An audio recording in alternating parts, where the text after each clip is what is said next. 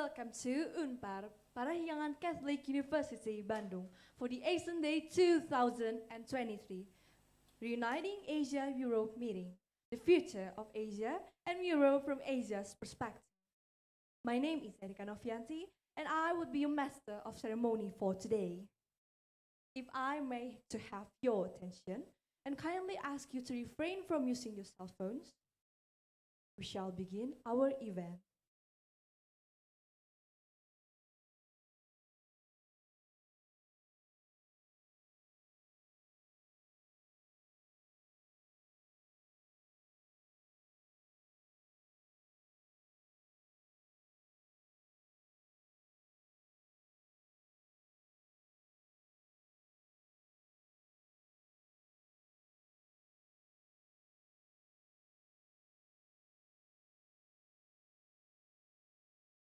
Recording in progress.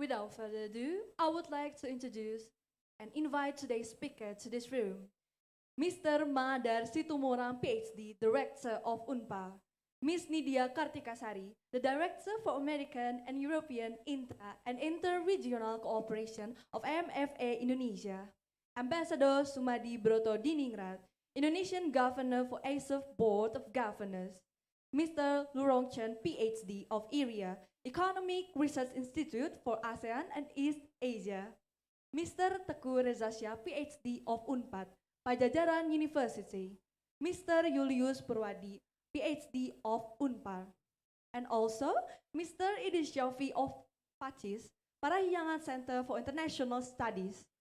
We also have Ambassador Mori Kawatoru, the Executive Director for ASEF, Asia Europe Foundation, joining us as a speaker via online from ASEF HQ in Singapore.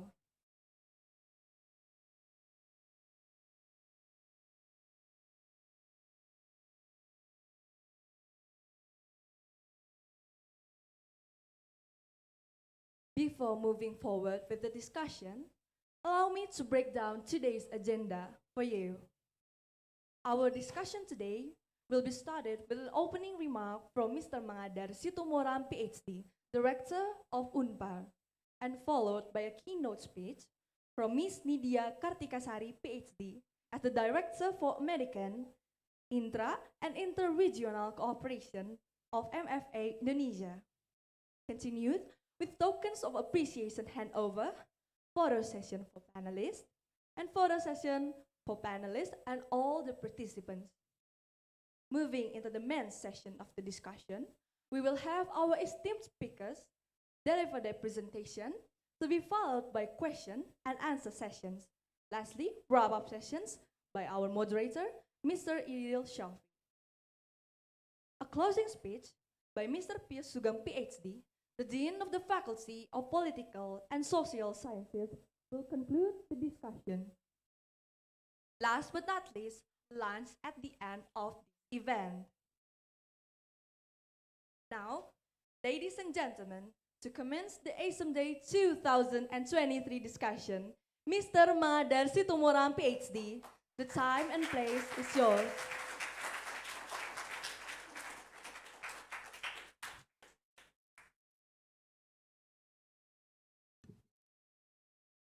Selamat pagi, a very good morning, everyone. Sampurasun.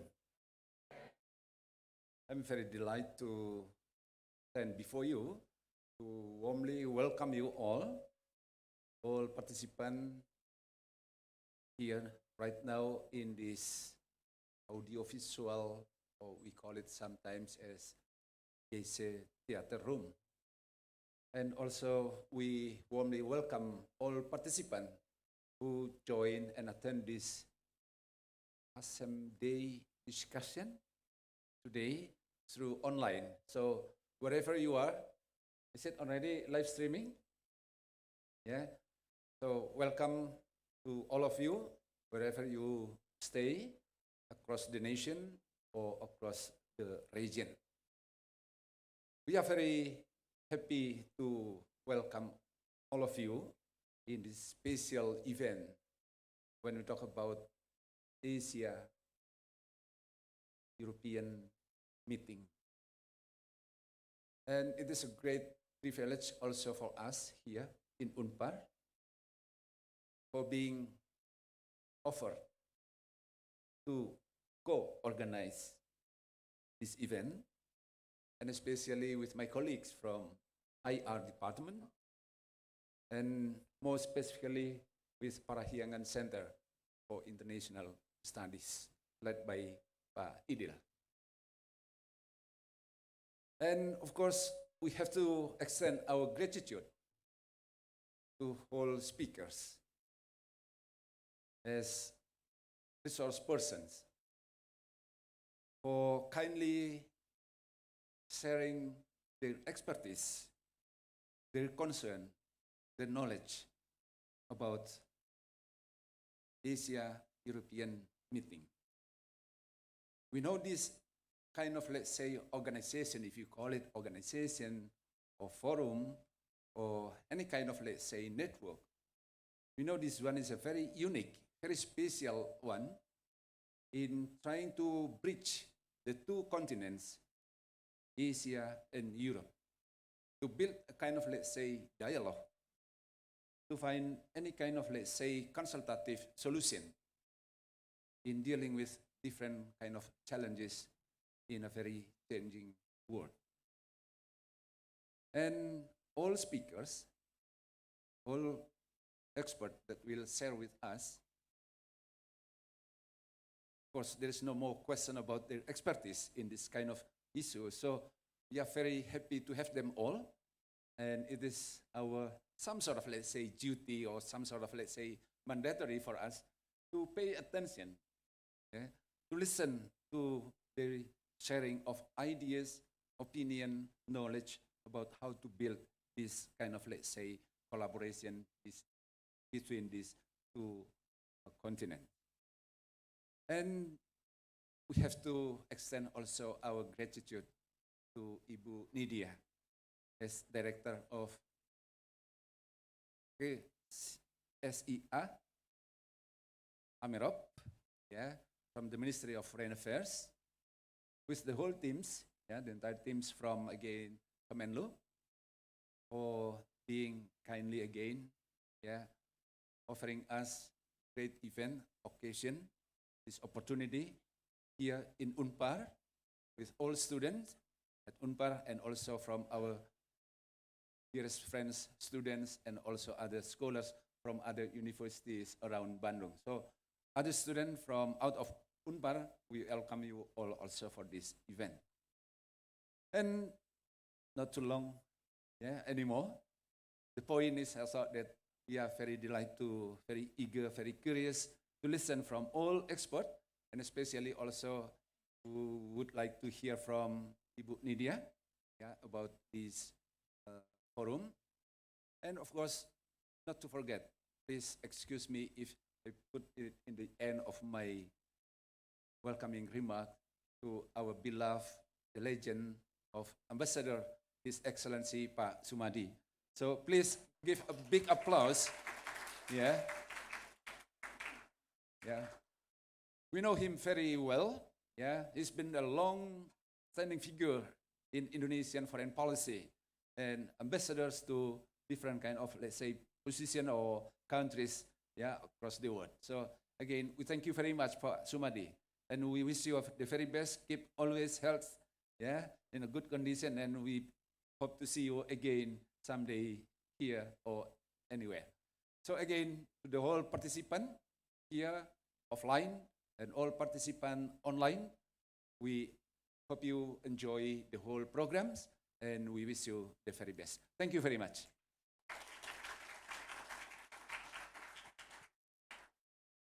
Thank you so much, Mr. Mangadar. Ladies and gentlemen, up next, we will have Miss Nidya Kartikasari, Ph.D., Director for American and European Intra- and Inter-Regional Cooperation, MFA Indonesia, to deliver her keynote on why ASEM matters, its role in shaping the future of Asia and Europe. Please, Ibu, the spotlight is yours.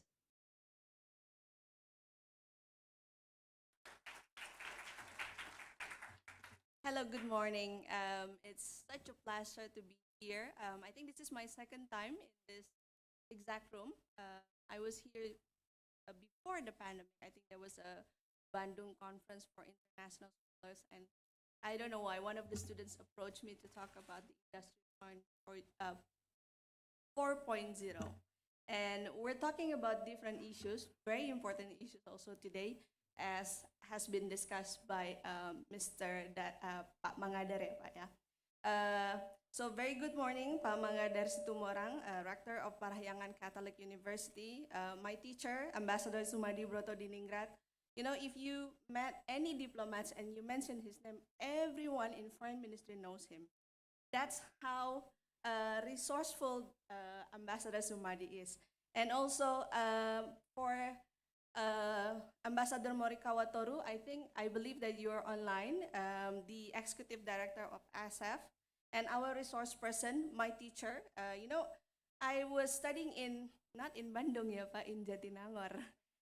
So I was a student of Pajajaran University, and Pak Teguh Rejasa was actually my supervisor. I'm grateful that you can come today here, Pak. And we also have Bapak Lurongchen from the area, and Pak Julius Purwadi, also from Parahyangan Catholic University. So our distinguished scholars, guests, and students, thank you very much for coming. I'm very honored to stand before you today to mark the celebration of ASEM Day 2023. Maybe some of you doesn't really know what is ASEM and why it matters. And today I'm standing here to tell you that Asia-Europe relations, we have the mechanism called ASEM, and it was established in 1996, 27 years ago.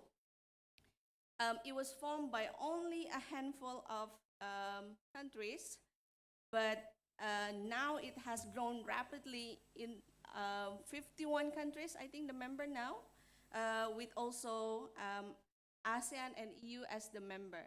I think my team will provide you with the slides, if it's possible. Yes.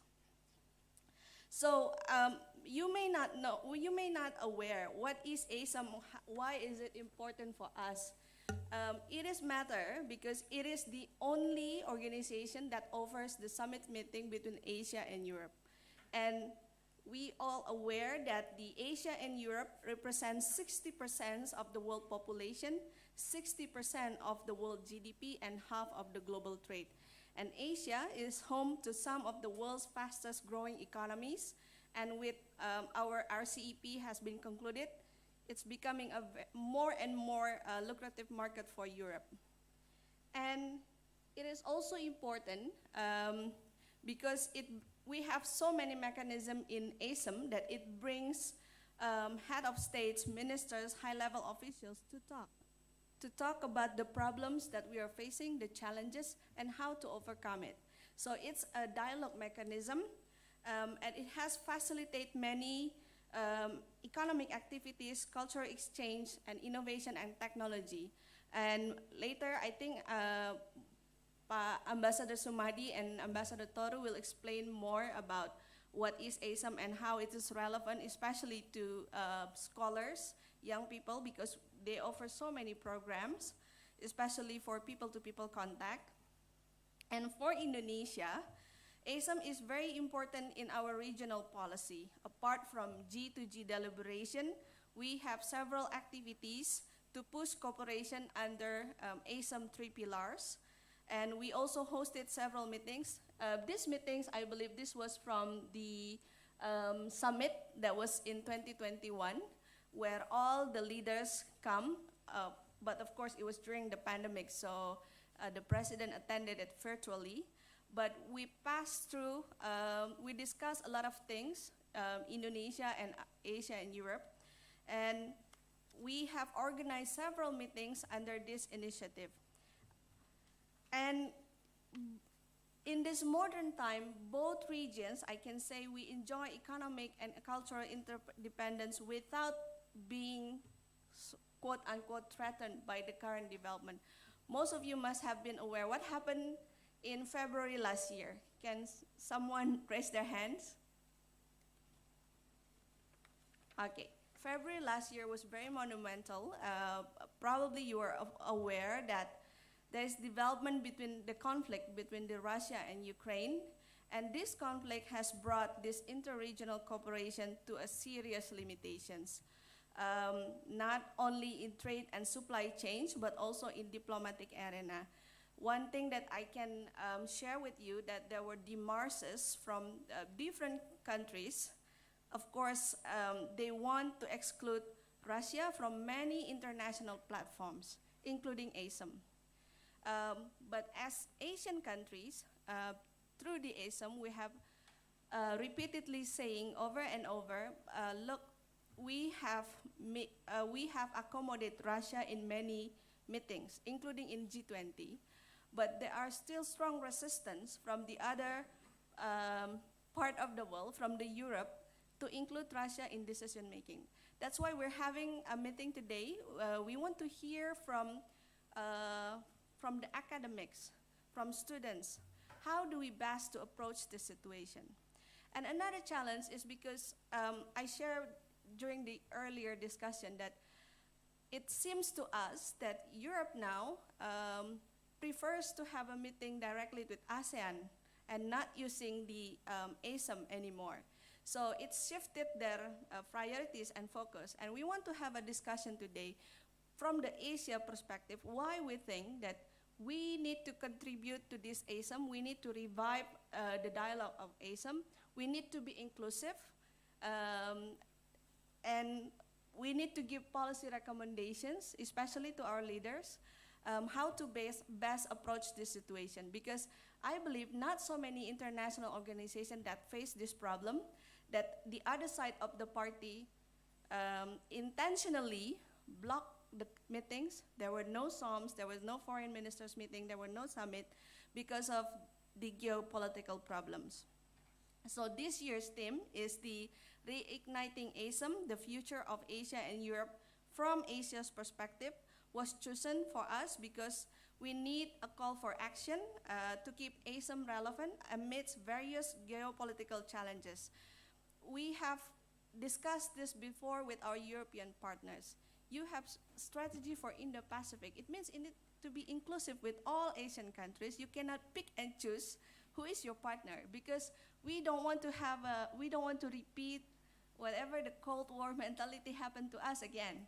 We experienced that before, and we don't want that to be repeated again. And we convey the message strongly, and we hope that with this meeting today, we can get some policy recommendation from the academics how to best approach this.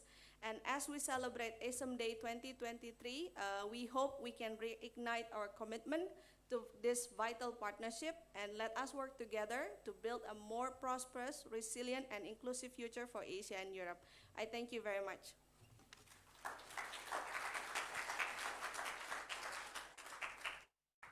Thank you to Ms. Nidya for the insightful keynote speech about why ASEM matters and its role in shaping the future of Asia and Europe.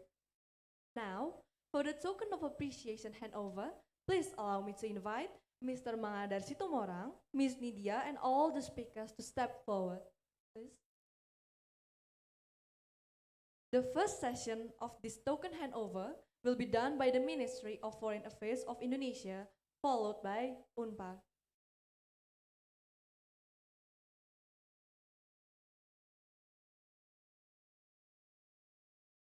Mr. Mangadar and Ms. Nidya, can you come here? And Mr. Langsung, so much. Okay, the first session will be handed by Nidya. Can you face the Remember to smile.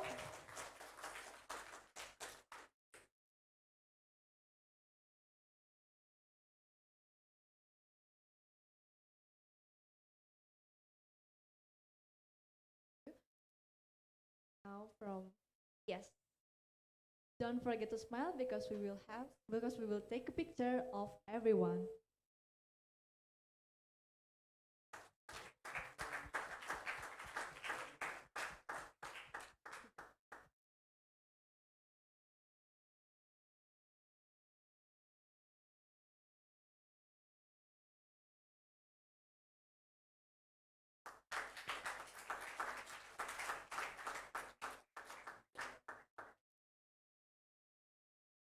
Okay. Okay. Next to Mr. Langsung. Okay. Let's take a picture.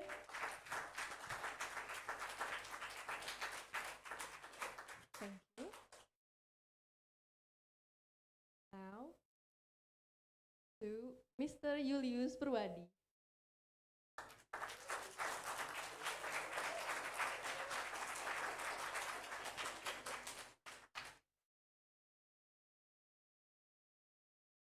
Thank you so much, Ms. Nidya. Now for Unpar session.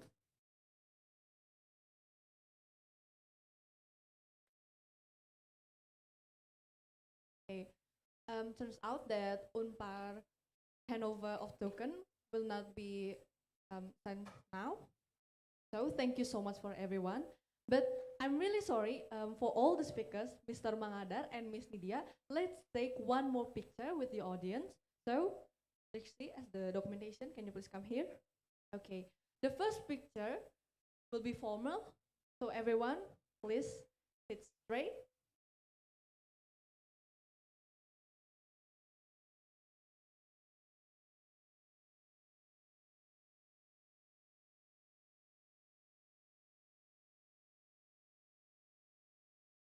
Thank you. Now one more picture, but this time freestyle. And please say ASEM Day.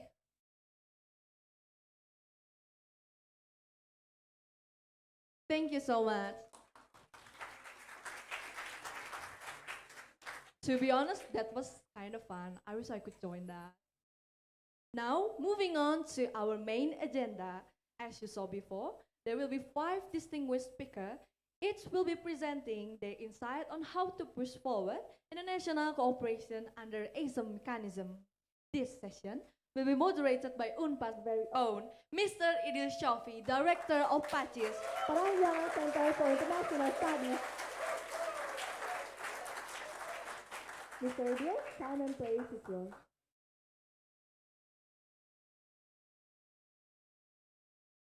Okay, good day, Excellencies and distinguished participants.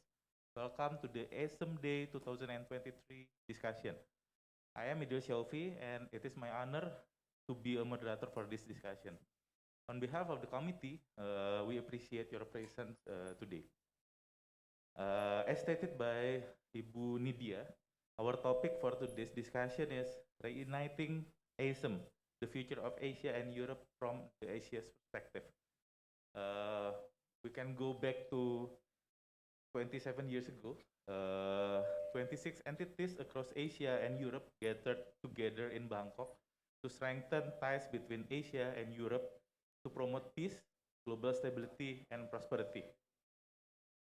It has become the only high-level platform with 53 partners across Asia and Europe region. It represents 55% of global trade and 60% of global population. But now, as we can see, the tension between Russia and Ukraine has stopped the ASEM deliberation process.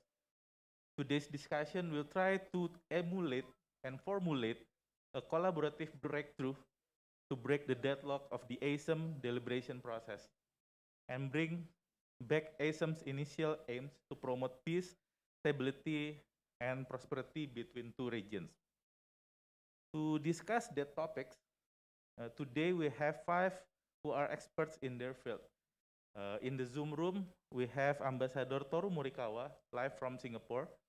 And then we also have Ambassador Sumandi Brotoningrat. Your Excellencies, please join.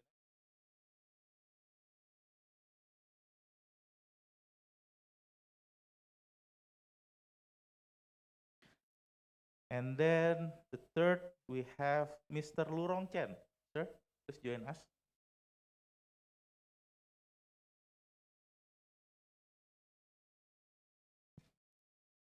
And also, we have Mr. Tengku Reza Shah.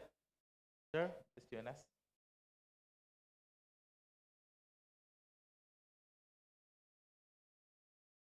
And also, our last but not least, Mas Julius Purwadi Hermawan. Please join us.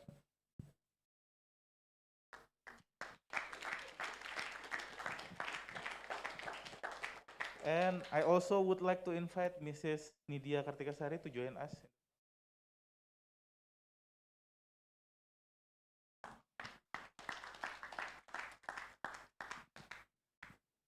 Okay, ladies and gentlemen, now we will begin our presentation session. Each presenter will have 15 minutes to present their presentation. I will give a signal 2 minutes before the time is up. And after all presenters finish their presentation, we will move to the Q&A session. So without further ado, we will start the presentation session. The first speaker will be Ambassador Toru Morikawa. Let me introduce first. Ambassador Morikawa Toru joined the Asia Europe Foundation as ASEF 8th Executive Director in August 2022.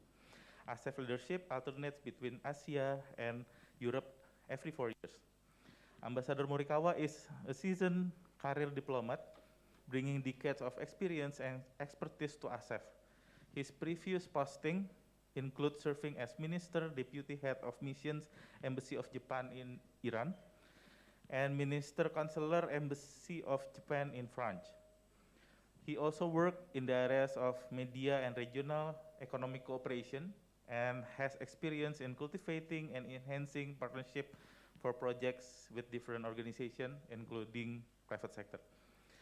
Ambassador Morikawa received his bachelor degree in law from University of Tokyo. He is fluent in Japanese, French, and English. Without further ado, Ambassador Morikawa, the floor is yours. Thank you. Thank you very much for the introduction. So, Your Excellency Ambassador Somadi Rotoliningrat, Governor from Indonesia for ASEF Board of Governors. Distinguished speakers, distinguished participants, the friends of ASEM and of ASEF. Selamat pagi. Nama saya Morikawa Toru. My name is Morikawa Toru, the Executive Director of Asia Foundation. On behalf of ASEF, I would like to place on my record my thanks to the organizers for the gracious invitation for me to participate in this distinguished panel. It is an honor to be present, even virtually, from Singapore. Allow me introduce myself a little bit more. I'm a Japanese diplomat and seconded to Asia Foundation, elected as ED in 2020. That I am a French language expert and worked in the embassy at, in France as the Director of Cultural Cooperation and Public Relations. I worked on the bilateral relations of the two countries, and now I'm working on the bilateral relations between two regions. I was also in charge of the Asia Pacific Cooperation in Tokyo. So Asia Europe Foundation was established in 1997 by the agreement of the ASEM participating countries and organizations as the sole permanent organization in the process of the Asia Europe meeting. Maybe it's useful for you to see the video of our 25th anniversary.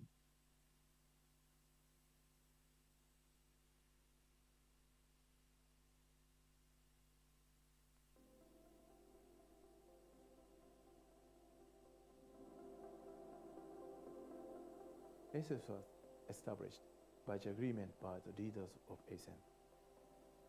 Its mission is to bring together the people of Asia and Europe through the intellectual, cultural, and people-to-people exchange. It is the growth of Asia, the expansion of EU, and the enlargement of ASEM.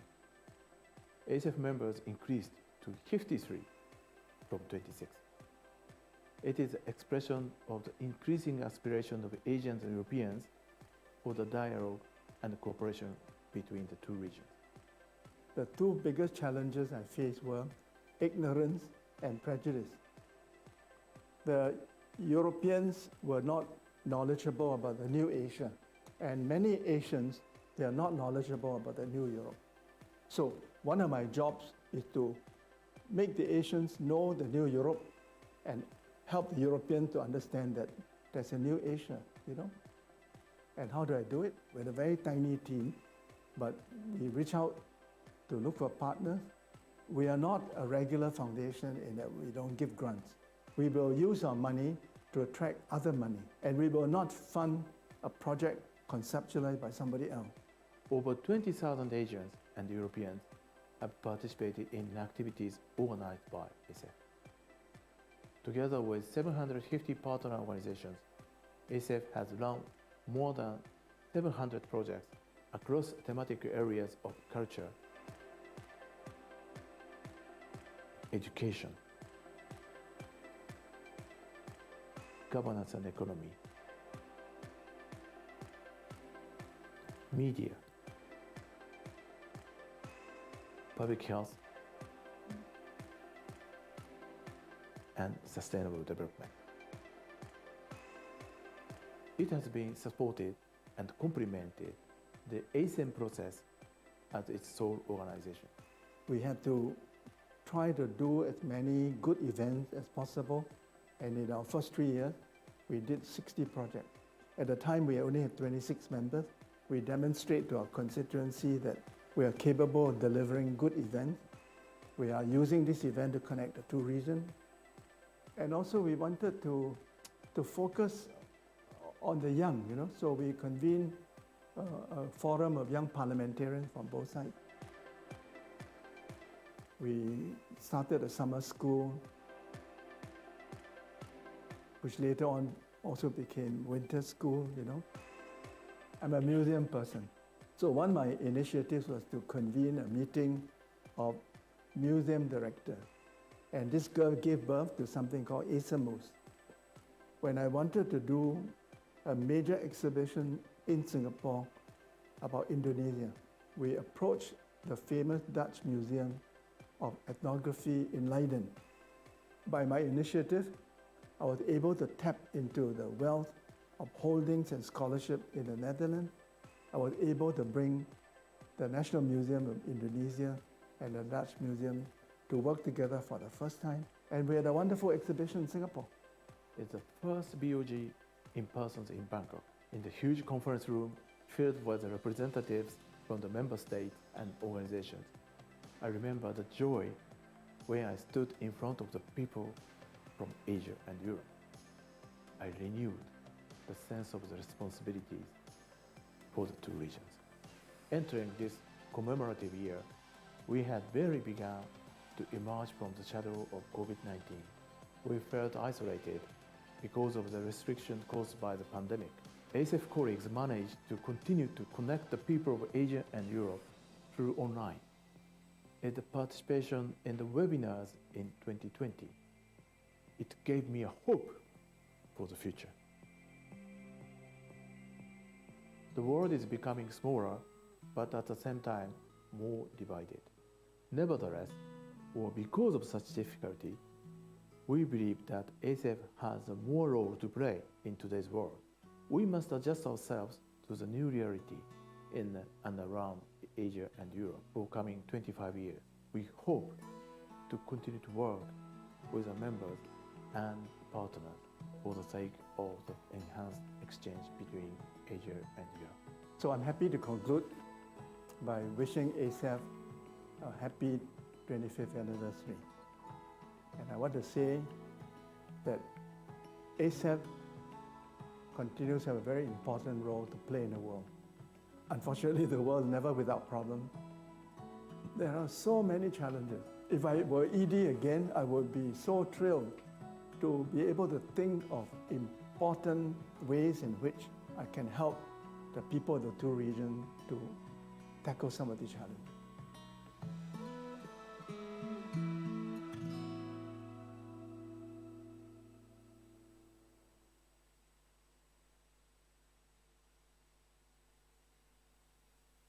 Okay, thank you. Yes, as it's shown in the video, so we are connecting the people of Europe and Asia through intellectual and cultural and people-to-people exchange. And that we are doing the project in 7 thematic areas, as was seen in the video. So it's namely the culture, education, governance, economy, public health, media, sustainable development. Allow me to give you some highlights of ASEF's work. And so first, the culture. ASEF Culture Projects addresses key issues of mutual relevance for Asia-Europe cultural cooperation through 2 programs. The digital platform Culture 360, asef.org, and the Asia-Europe Culture Festival. Please visit Culture 360. It is a digital platform of the culture exchange between Asia and Europe.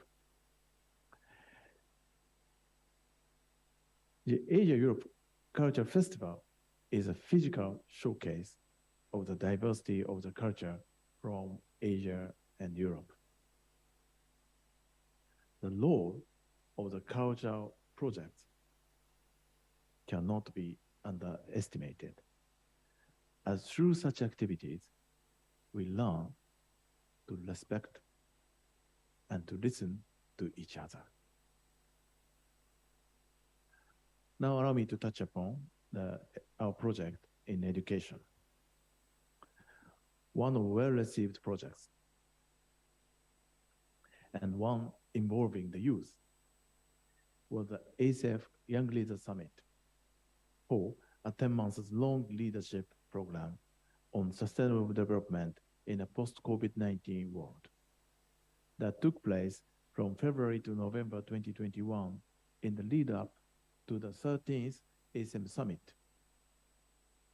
And it was the official youth event of ASEM 13. Education department has some other youth projects like a summer university or model ASEM. So this time, while waiting for the next foreign ministers meeting of ASEM, so model ASEM is transformed to MOOC training course, which is open to the public. So it will be soon available. Please visit this site. So ASEF also implements other youth-related projects in other areas, such as public diplomacy training with young diplomats from the ASEM partner countries, or journalist seminars with young journalists from ASEF member countries.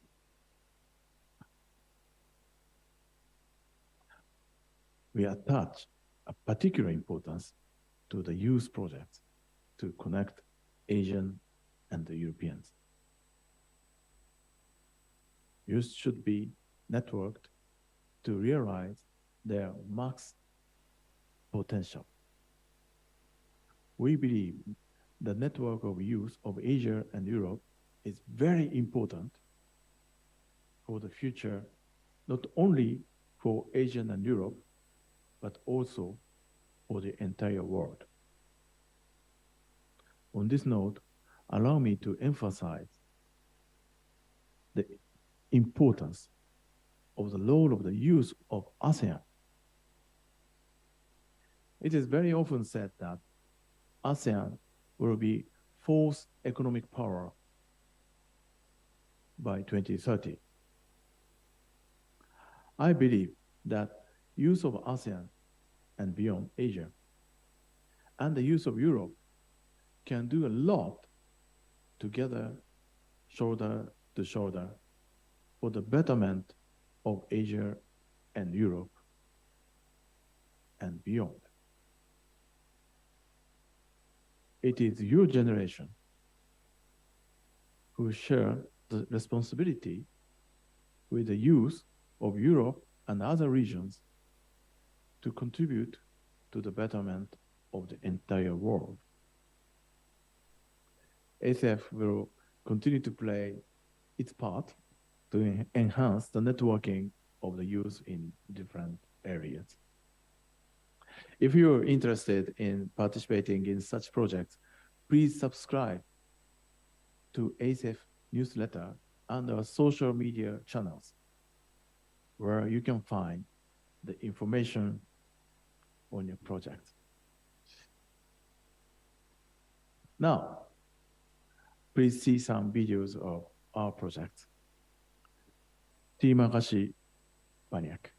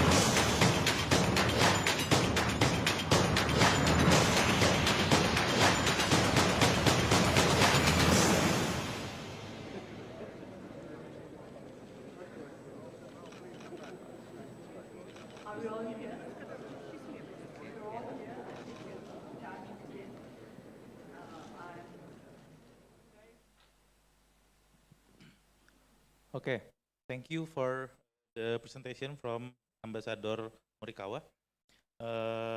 Now we will go to our second speaker.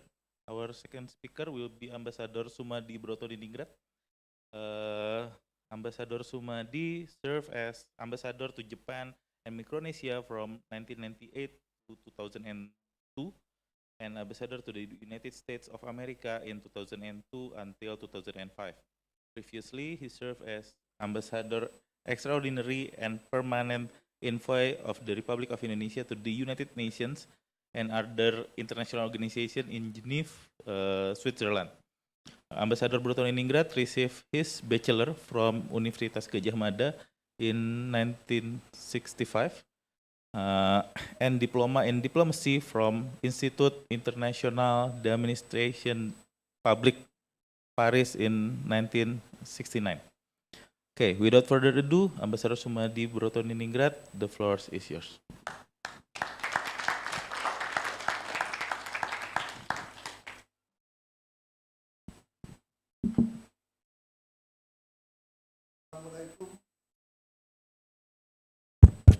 Assalamualaikum, salam sejahtera, and a very good morning. Good morning.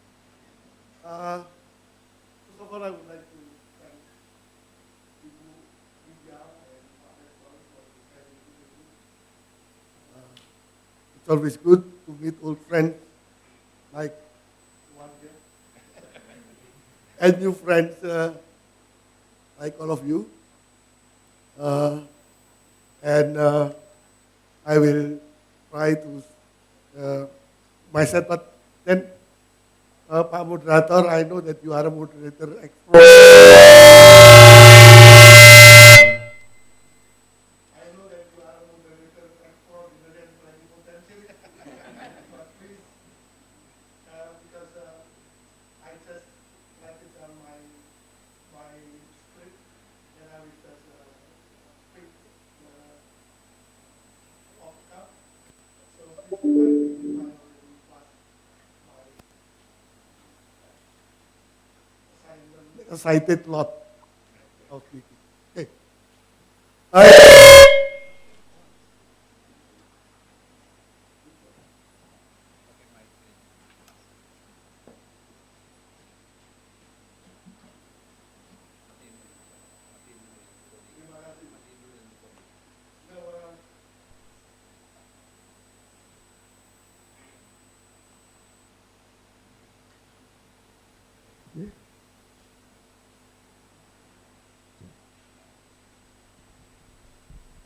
Now, for the one who was who served as leaders of the senior officer delegations in the creation of ASEM, it always gives me a nostalgic feeling each time I attended this ASEM day.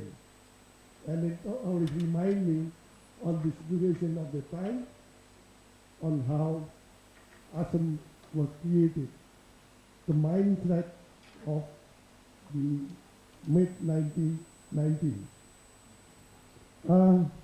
Actually, it was initiated by two leaders, one Asian leader, which is Prime Minister Goh Chok Tong of Singapore, and President Jacques Chirac from France. And they managed to convince other leaders in Asia and Europe to create this ASEM out of their concept on a triangular geopolitical setup in the world.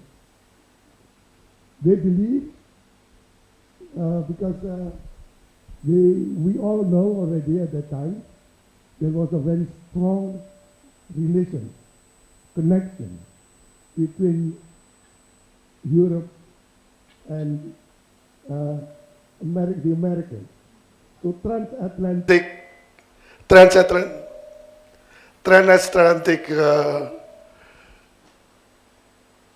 connection was already very strong.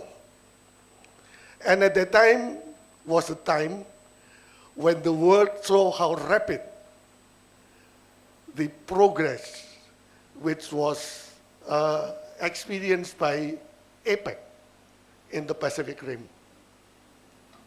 It was a time where APEC demonstrated to the world how the Pacific Rim can be rapidly connected. The one which is still lacking was between Asia and Europe.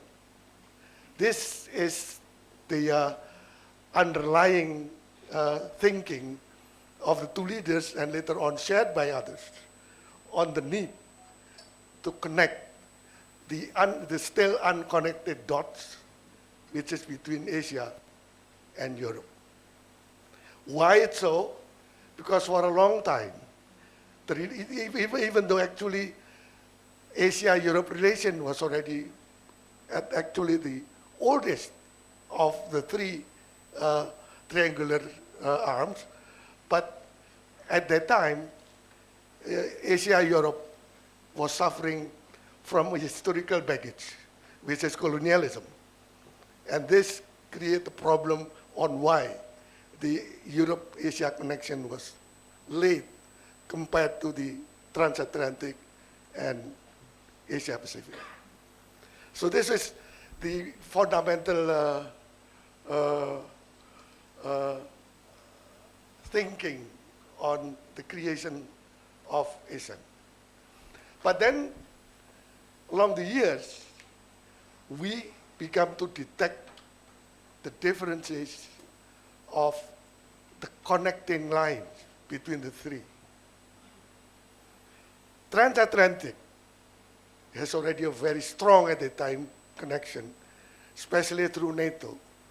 And if you remember, and I think my friends Reza Shah remember also, there was in Europe the Conference on Security and Cooperation in Europe, which is more popularly known as the Helsinki process, which actually resulted in the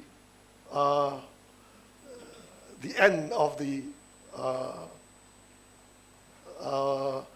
end of the Cold War at the time. So there are already very strong connection between in the transatlantic, but at that time the substance in the connections is very much political and security weighted. The Pacific Rim connection is very much economic and trade. APEC, as it's named, is the aim is just to connect the economic cooperation and trade, and to get the development and prosperity in the region. Asia and Europe at that time, and I think our colleague from Europe at that time, was very much influenced by this Helsinki process. And especially, Parisa, if you remember, the third basket, because there are 4 baskets in the Helsinki process. And the third basket was cultural, intellectual exchange, and people-to-people contact. So this differences actually characterized the fragility of the geopolitical setup of the triangular geopolitical construct that the two leaders has already thought about before. And also in terms of governance, there were also differences. NATO and Conference on Security and Cooperation in Europe is very much multilateral. APEC was also in the diplomatic setup of multilateralism. But here, because at that time, to kick the ball rolling, to get the easier takeoff of ASEM. ASEM, as you remember the original member of ASEM is actually the EU and the ASEAN plus 3. So the governance setup which was created at that time not really become a really multilateral, but become a multi-bi. Multilateral at the same time bilateral. It's group to group in ASEM. Different from transatlantic and different from the Pacific. Now, I will now go to the assignment that I got from Ibu Diri, talking about ASEF. The emphasis of Europe to get the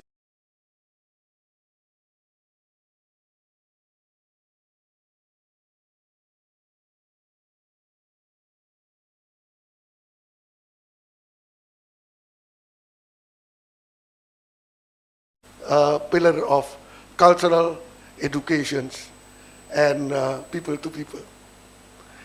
That's why it was manifested in less than 1 year. ASEM is created ASEF, which is the Asia-Europe Foundations. And as mentioned by Ambassador Morikawa earlier, it was mandated to connect Europe and Asia through education, intellectual, cultural, and people-to-people exchanges. This is the priority actually of ASEM in the old days. Now, there are already so many restructuring in the Secretariat of ASEF in order to serve the 3 pillars of ASEM relationship, but still up to now, the department of the cultural department and the education and intellectual exchange department are always the most prominent in ASEF. So, as you know, the projects and programs of ASEF, many of them in various fields, but the most in both in number and in quality, it's always in the cultural and education and intellectual exchanges. So this is one thing, and I would like only to describe what has already been mentioned by Ambassador Morikawa, that over these 25 years, ASEF has run close to 1,000 projects and programs in cooperations with around 800 partner organizations. And over 20,000 Asians and Europeans have participated in ASEF activities, and it has reached much wider audiences through its networks and web portals. So even if you are not physically participating in the project and program, you can always access ASEF programs and projects through in an online connectivities. Now, I would like to go to my third slides.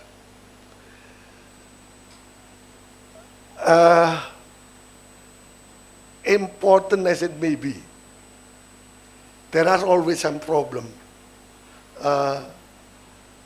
in terms of governance between ASEM as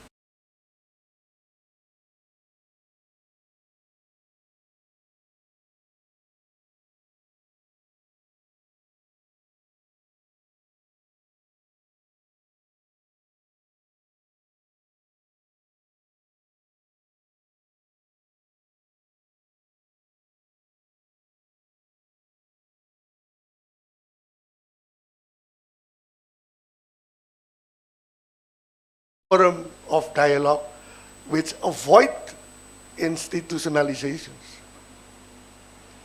So in terms of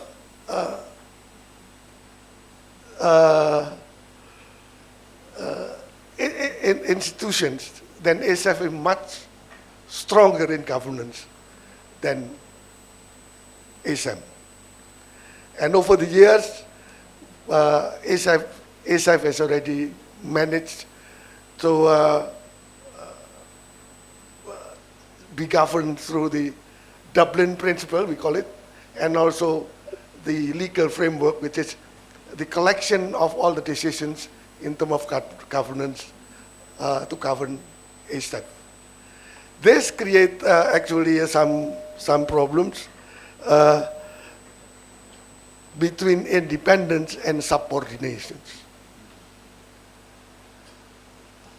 And it transpired both in the ASEM forum and the APEC forum, the divide between members or partners.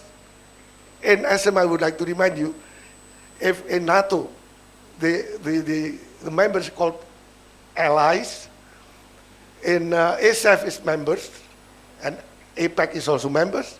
In ASEM, it's just partners to avoid the impression of institutionalization. Now, this, the divide in ASEM and also in ASEF in terms of governance follow the line of the internal political system of these members of Parliament, whatever you may call it. Those who put emphasis on the government positions always ask, always push ASEF to follow the prominence of government's positions. While those members who have more open government system, which give rooms for non-governmental elements to play a role, they would underline the independence of ASEF. So this background create a problem, and in my own experience in the years that I served as governor of ASEF, we have already met 4 times to discuss about this, and we finally found the compromise in the name of, we call it synergy. Synergy, in the sense that ASEF will always abide by the priorities of ASEM, but when it comes to operationalizations of this principle, they are given and ask for the flexibility and independence for that. Now, this is one. And the second is the question of secretariat. The more mature ASEM, the need become more and more felt to have a secretariat. But there are still opposition very strong, because secretariat means institutionalization. And there are those who don't want to institutionalize. Thank you very much. I heard already. And I would like to get some extra time for this.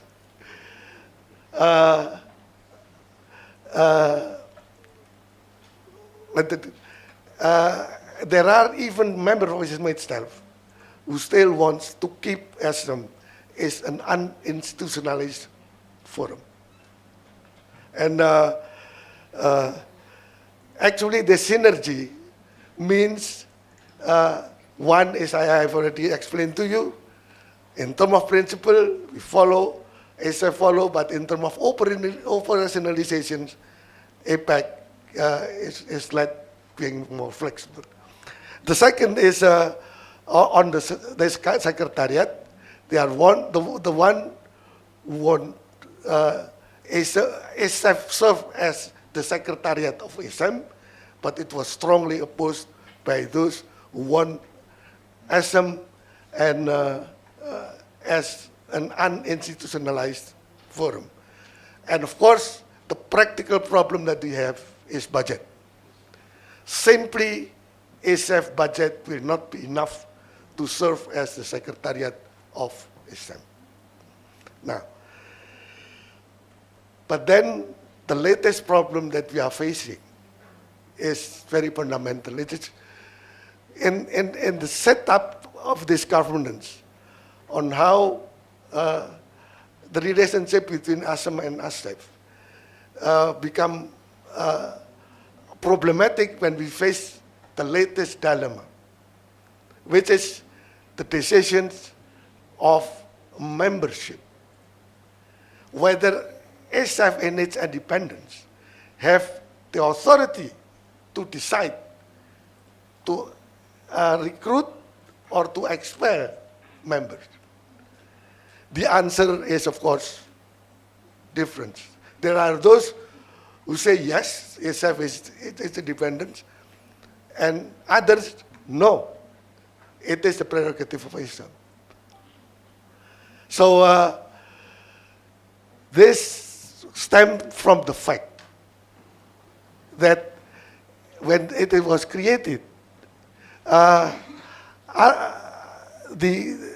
wording of the membership at the time was that all members of ASEM has the right to join ASEF. So this is the solid base on why membership is actually the prerogative of ASEM to decide. That's why when majority of members of ASEF want to expel the membership of Russian Federation because of the war in Ukraine, under the very strong reason that Russia has already violated the very idea of Asia-Europe cooperation, it got legal oppositions. And it was us in Indonesia that find a compromise. It's not expelling, it should not expelling membership, but suspending the activities of the Russian Federation. This is finally the decision that's been taken, the compromise between the two. Time is almost up, but then I would like to, two more points, Pa, if I'm allowed. Now the lesson learned and future possibility. First, there was already a proposal by one member that it's time for now that ASEF, which is now following the decision-making process, allowing voting, will follow ASEM to have a consensus decision-making process.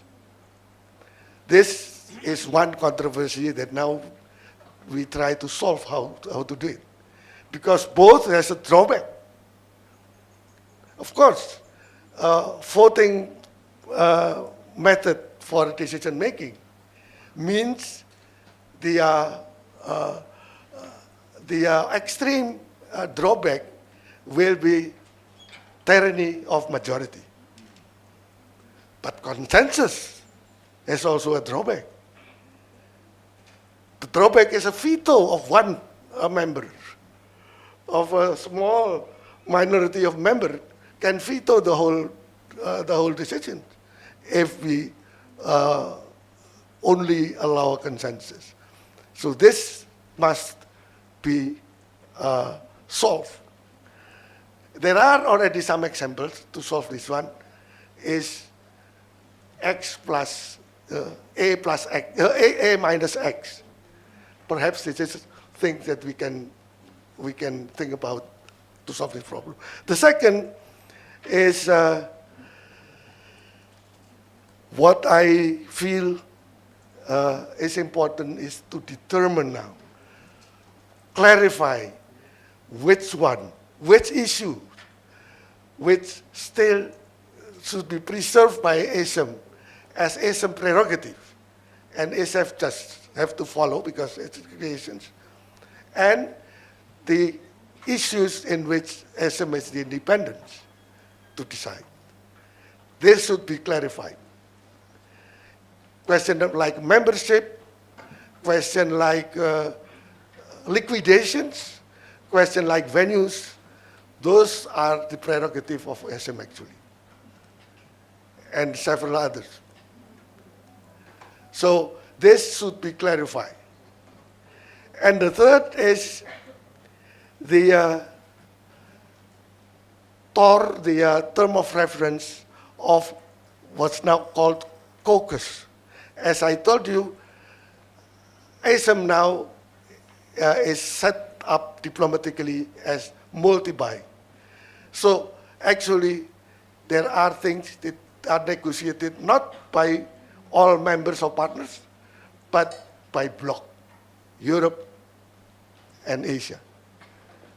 This is, I think, if everything is negotiated bilaterally by Europe or Asia, it's not sound. It should be, in many issues, we should allow a multilateralization of this, and even push multilateralization in the sense that fundamentally important issues should get an agreement by elements of both sides instead of block-to-block confrontations. Okay. And of course, the last, and this is, I think it was not mentioned by Murkawa, that the last is the question of financing APEC and ASEM. You know, because now the most serious problem that we are facing is financing. Now, prospect to watch. Once I come back to my first information about the history of ASEM, about the concept of global triangular geopolitics at that time, I don't think that this is still actually valid. Time has changed, and this triangular geopolitical concept, I don't think that it is now really what we are seeing in real terms. So we have to rethink, to get a new basis on how to get a new conceptual foundation of ASEM instead of coming back to this triangle geopolitical basis. And the second is the politicizations and deprioritizations of ASEM. More and more now, the issue faced by ASEM is political outside the purpose of, the original purpose of ASEM and ASEF itself. It's extraneous elements, political elements, which make a politicization of ASEM and ASEF. They should be avoided.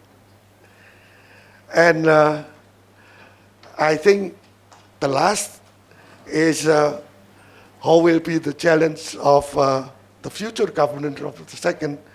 This is the one that all that I have explained, and we have to sit together and see how we should really invent or improve our governance system so that it will not get an unnecessary obstacles in operating the whole process.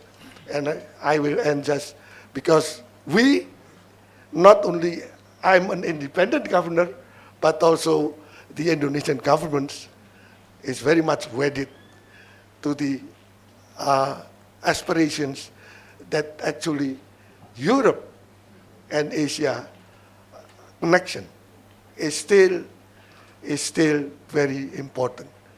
And for me, I would like to add, in not only Europe and Asia, but countries of Europe and countries of Asia, government of Europe and government of Asia, and peoples of Europe and peoples of Asia, we need a stronger connection on that.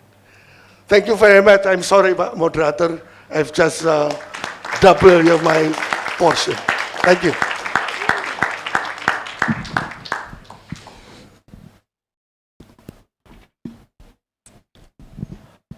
Okay, thank you for your thoughtful presentation, Mr. Ambassador. Okay, after hearing presentation from two ambassadors, now we will hear thought from academia. Our third speaker will be Mr. Lurong Chan. He is the senior economist at ARIA, Economic Research Institute for ASEAN and East Asia. He obtained his Ph.D. and DEA in International Economics from the Graduate Institute, University of Geneva, Switzerland, and received his Bachelor of Arts from Xiamen University, China. Before joining ARIA, he was researcher at the United Nations University Institute of Comparative Regional Integration Studies, Bruges, Belgium. His research interests include digital economy, Asian regionalism, global value chains, trade in service, and IPRs. Okay, without further ado, Mr. Lurong Chan, the floor is yours.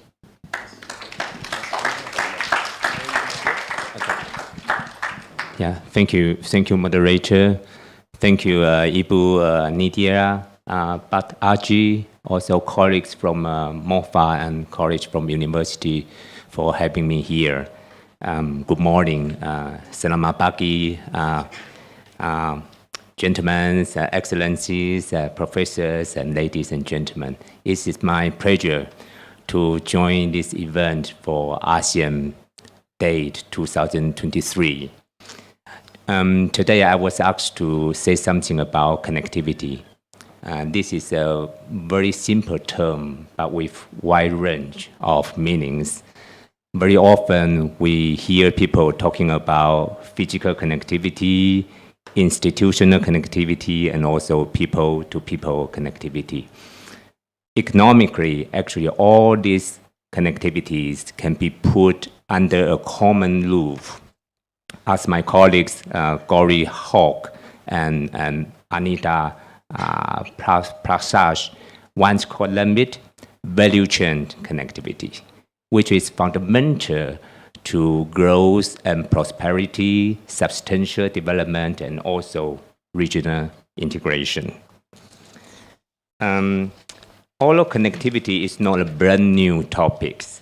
Technology progress, especially digitalization, and also the changing global economy and geopolitics have substantively introduced new elements, new contents, and also new challenge to connectivity.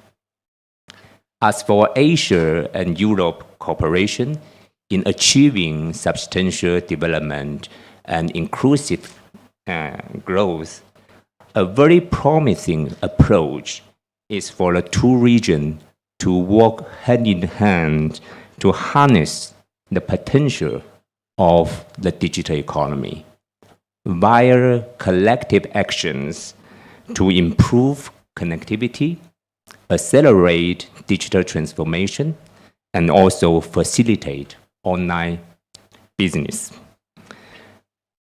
There are plenty of areas that for such a cooperation.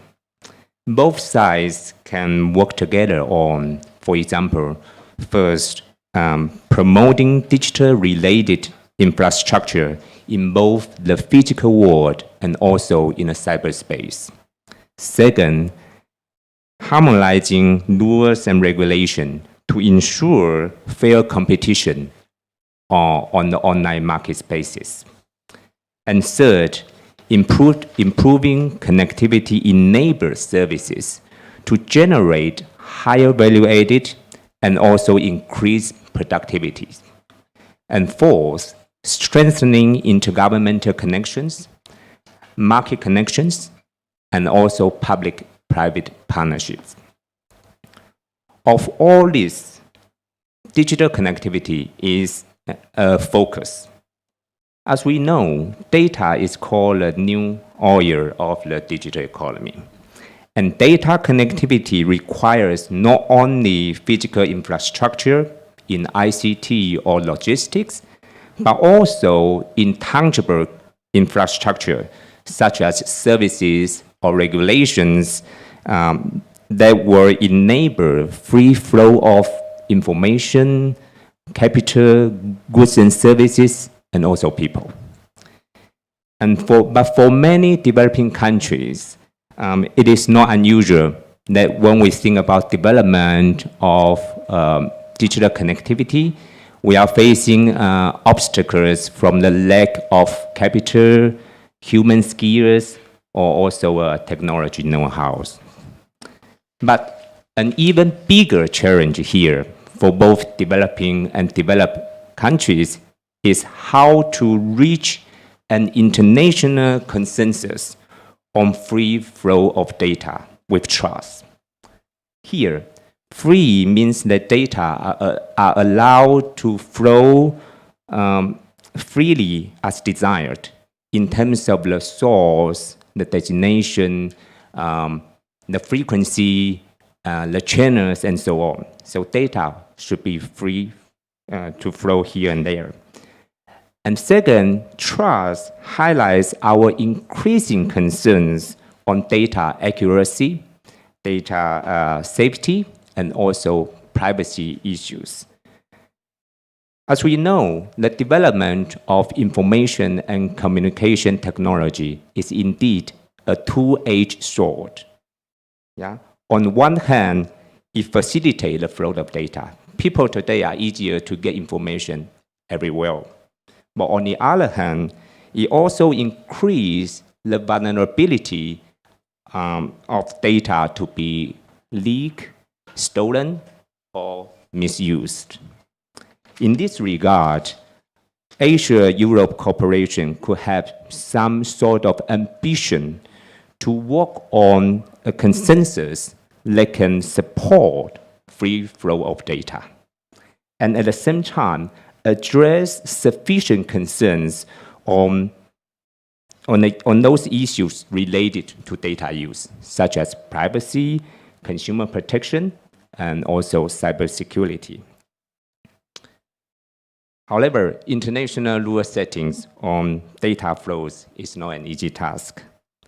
On the one hand, we don't want to see overregulation, which may discourage data flows or hinder the market creativities and innovation.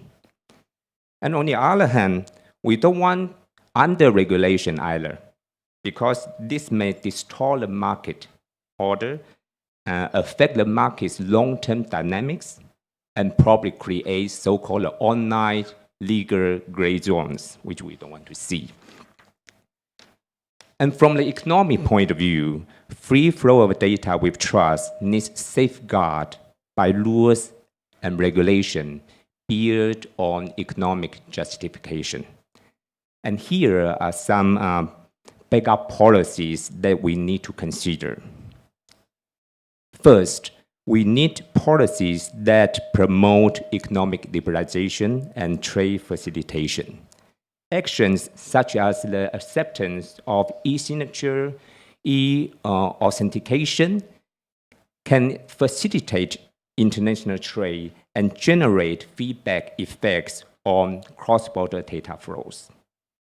Second, we need backup solutions in the pocket to correct or at least mitigate the possible market failures caused by the features of the data-driven economy, such as the network externality, such as the economies of scale, information asymmetry, or any combination of these conditions. And policies under this category are typically related to competition policy, consumer protection, and also this IPR protection, intellectual property rights. The third one, it is necessary to reconcile policies with social values and economic efficiency. We need substantive, coordinated institutional effort that is made to establish international norms and harmonize individual approaches. Otherwise, countries with different regulatory regimes will risk creating a segmented digital world. We want an integrated one, but not a segmented one. Fourth, we need policies that aim to accommodate data flows and data-driven business in the domestic policy regimes. The primary concern of such policy is how to incorporate new technology, new business model, and services into the country's existing regulatory system. This may require actions to deal with some controversial issues, taxation, for example, to ensure fair treatment of online and offline business, as well as domestic and foreign market players. Fifth, to some extent, protective measures for data flows look similar to those for the protection for infant industries. Data has lots of potentials, and countries want to gain from competitive advantage and social benefits generated by data-enabled and data-driven business. This is no doubt. And moreover, many countries desire to nurture their own digital industry, supported by national strategic policies. In this regard, international regulatory system must include certain flexibility as long as those countries' policy and actions are economically justified. Economic policies on infant industries development should also be backed up by policies that facilitate data flows and proper data use. As we can see here, all these policies are very much related to Asia-Europe cooperation for sustainable development and inclusive growth. Here, we may think about ASEM-wide policy guidelines on improving the interoperability of Asia-Europe rules and regulations on data governance based on the current stage. This should be included in the vision plans that ASEM will set forth in response to the changing global and regional needs. And I believe that interregional cooperation could provide an effective mechanism to push forward this process. In this context, the importance of ASEAN centrality needs to be highlighted. ASEAN centrality is indeed a market-shaped concept, but with sounded economic rules. For years, this has been the primary driving force for regional integration and cooperation in ASEAN and East Asia. It also becomes part of the region's general strategies in development its external partnerships, especially for economic matters. Therefore, respecting ASEAN centrality will help strengthen Asia-Europe cooperation and pave the way for further cooperation between the two regions. So with this, let me stop here, and I'm looking forward to learning from your comments and feedbacks. Thank you. Terima kasih.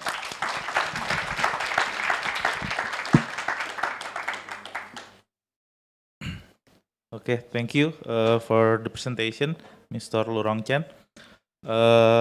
Now we will move to our fourth speaker. It will be Mr. Tengku Reza Syah. He is permanent lecturer at Universitas Pajajaran and now active teaching at Presiden University. He received his Ph.D. from Department of Politics at Murdoch University, Australia, and continued his doctorate from the College of Law, Government, and International Studies at the Northern Malaysia University. He obtained his Master of Art from Victoria University of Wellington and his bachelor degree in international relations from Universitas Pajajaran. He also have conducted postdoctoral study at the University Delaware, USA, under the Fulbright scholarship. Okay, Bang Reza, without further ado, the floor is yours.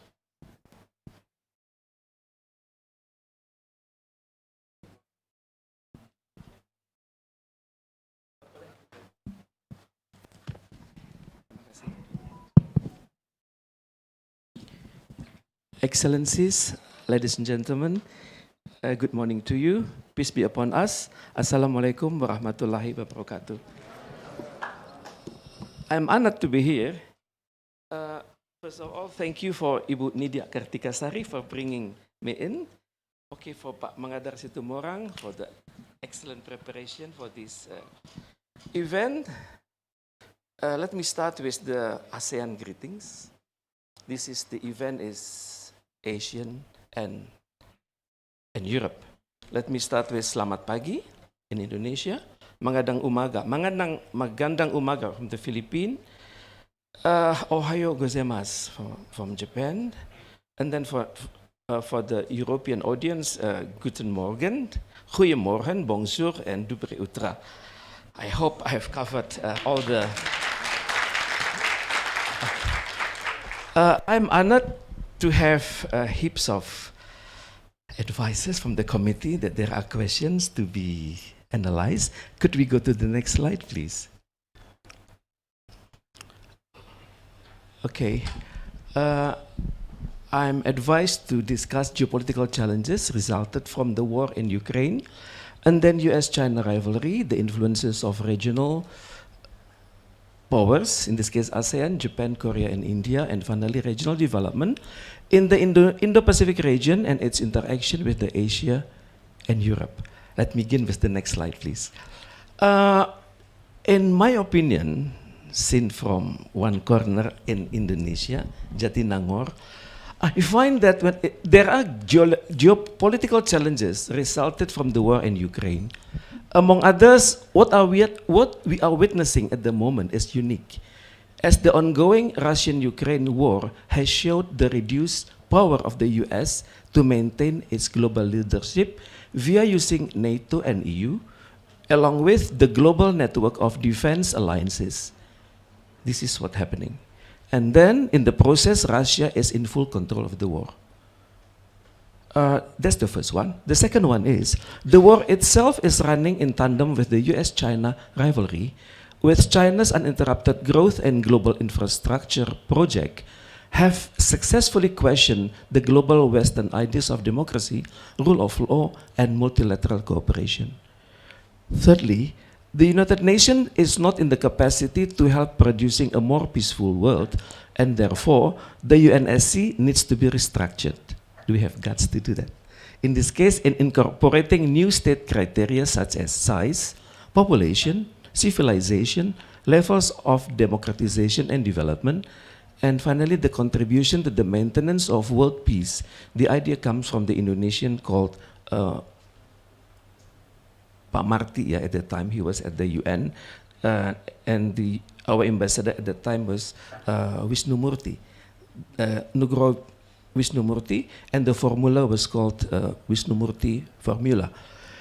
The ideal for the next destination is a more multipolar world. The fourth, economic interdependencies has the capacity to reduce the ongoing war tensions, even though the war continues. For Germany, it has made itself less hostile towards Russia, and pushing for a more energy and defense policies have transformed. Berlin must now push for a more integrated and resilient Europe. So this is what I'm seeing in Europe. For Indonesia, the situation permits the president to deal directly with the disputed parties, aim to reduce the tension and to restart global food distribution. For while Indonesia, our home base is Indonesia and ASEAN, this situation has permitted us to move beyond our traditional circles. Finally, countries having territorial disputes may have to face direct confrontation in the future and witness the influx of refugees in huge number to the neighboring countries. Learning from Russia's success invasion, China may have an appetite to pursue similar ventures, targeting Taiwan and the spots in South China Sea. Can we go to the next slide, please? With regard to the US-China rivalry, while the US is experiencing a reduced capacity to lead the world, China's long domestic stability helps the country to be more assertive in pursuing a superpower status. China is there, relying on its capacity to extend its commercial and technological powers at the global level. And then China and Russia partnership prioritize reducing the Western global influence within the existing multilateral system. So if this pattern continue, the idealistic ideas of ASEM will be more difficult to be achieved. And then we are witnessing at the moment the peaceful rise of China to become the next superpower. China has the capacity to support Russia directly and indirectly via Shanghai Cooperation Organization, SGO, the ASEAN Infrastructure Investment Bank, and maintaining quasi-leadership role inside BRICS, connecting Brazil, Russia, India, China, and South Africa. In the process, there are possibilities to add new members inside BRICS in order to balance the G7. So, the world is shifting. Finally, unwilling to become pawn in the US-China rivalry, countries such as Indonesia, Turkey, India, Iran, and Saudi Arabia are making themselves more active in both national and global arenas, making themselves important in the eyes of both China and the US, and therefore practicing balancing role at the same time. Can we go to the next slide, please? With regard to the influences of regional powers, can we ASEAN contribute towards a closer Asia and Europe connection? Well, similar to EU, ASEAN fully supporting open economies, free trade, and regional economic integration, in line with the ideas of rule of law and the rules-based international order. Both EU and ASEAN prefer multilateralism to unilateralism, but in the process, we need to make it less formal. For more than 4 decades, EU and ASEAN have been interacting with each other on the economic, trade, and political levels. Then we go to the liberalism. Earlier on, we go to the realism. With ASEAN benefited from investments and capacity buildings. So the interactions has been there for more than 40 years, actually. There are rooms for further cooperation in the areas of biodiversity, decline, food insecurity, poverty, climate change, and global health threats. However, when it comes to top trading partners, China has for long surpassed EU and the US. So in this case, the temptation to deal with China is bigger than dealing with EU. Number 3, ASEAN is experiencing lack of cohesion at the moment due to the unresolved issues related to Myanmar, along with greater economic reliance of Cambodia, Laos, and Myanmar towards China's economic assistance. As a result, it is difficult for ASEAN as a whole to produce a concerted policy when it has to deal with China's assertiveness in the Asia-Pacific region. We have homework. To be honest, ASEAN is not solid. Maybe. Well, we have to be honest. And 4, sorry, while countries inside ASEAN acknowledge Russian aggression, but at the UN level, they are reluctant to openly challenge Russia. So again, ASEAN is there. Can we go to the next slide, please? From here, we go to Japan.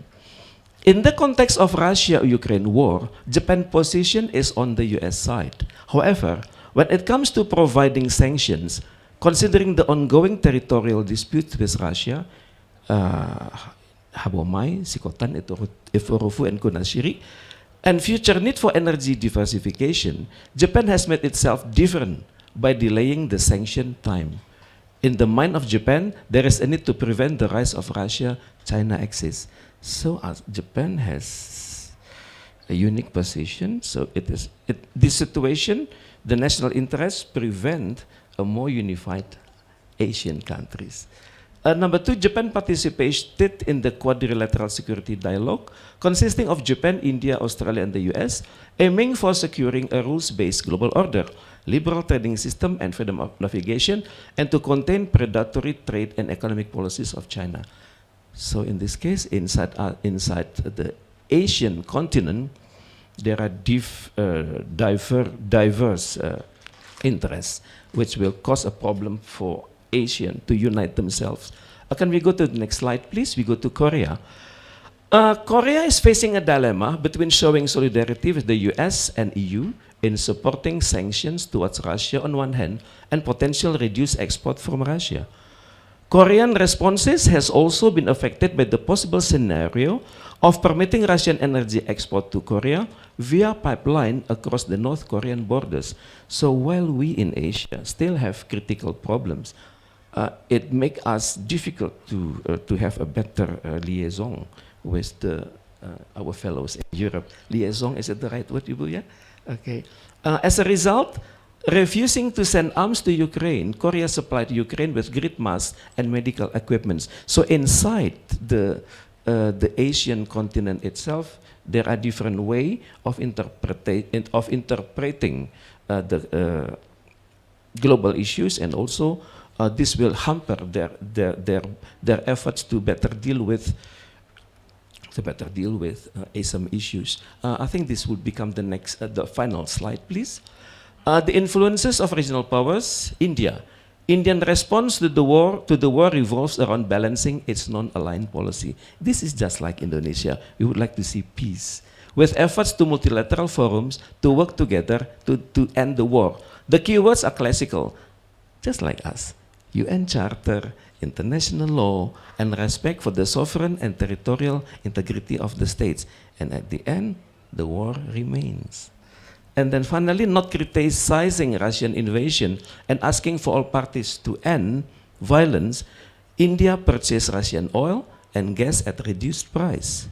Then India refines the oil and exports it to the US and EU countries. So this is what happened. War going on, but business going on at the same time.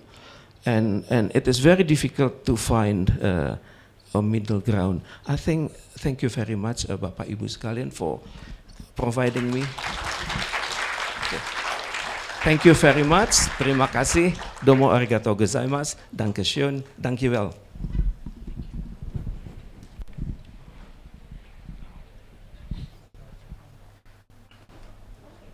Okay, thank you, Bang Reza, for the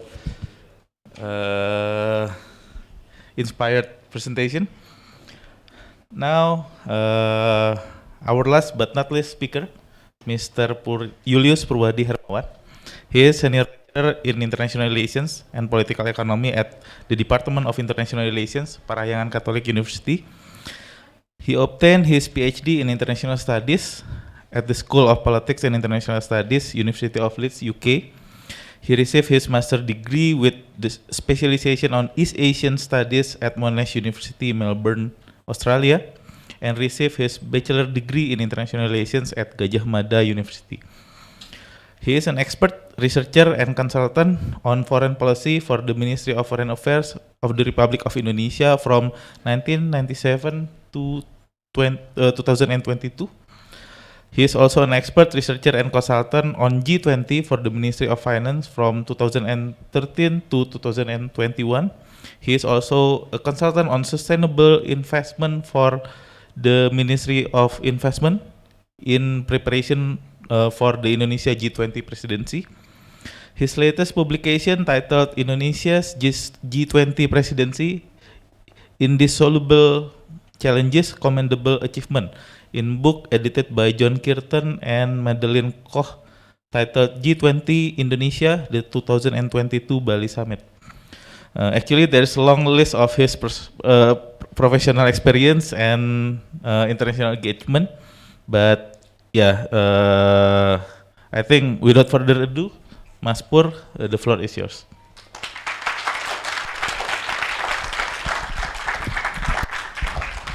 Thank you very much, Mas Idil.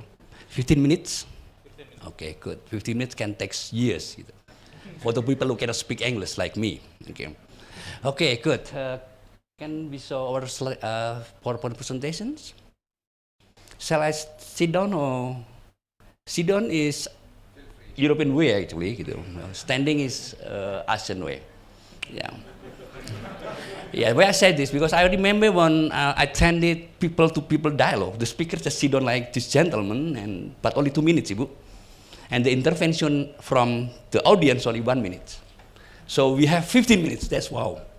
Okay, ladies and gentlemen, thank you very much indeed for these invitations. Ibu Nidya, excellent Pak Rektor. I was supposed to talk about priority issues of the European Union toward ASEAN. But I cannot pretend to be European, honestly, and this Indonesian perspective, looking at the priority issues of European Union toward ASEAN. Next, 3 points of presentations. One is ASEM, in my perspective, being people, in the people-to-people dialogue, Bu, which was in 2010. So I'm representing the people. And then, because I have to talk about priority issues toward ASEAN, then I'm talking about that. And then my recommendations, based on my observations and also experience. The first one, ladies and gentlemen, yes, any one of you knows ASEM? The word ASEM, before looking at the posters? Anyone? Raise your hands. Oh, that's a pity, Bu. And how's about the ASEM Day? No. Anyone has idea about what does ASEM stand for? Okay, looks not really confident enough. Yeah. Yes, that's why we need today, Bu. ASEM Day, ASEM. In Jawa, there is ASEM. Yeah. ASEM means it's a bad thing. Well, ASEM is formal dialogue. That's the first thing that we have to understand and recognize. And we might not we may sell. See, the English is bad. We shall not expect more if we agree to see ASEM as formal dialogue. That's the first thing. Yeah. Because many people expect more. And the question is always, what are the concrete deliverables of ASEMs? And then, even the short list, you cannot expect the long list of the expect deliverable. Well, I received free tickets to fly to Brussels in 2010. Wow. Stay in very nice hotels, indeed. Good food, definitely. Yeah. And the hotel is just next to the European Union Commission building. That's wow, must be very expensive, very expensive.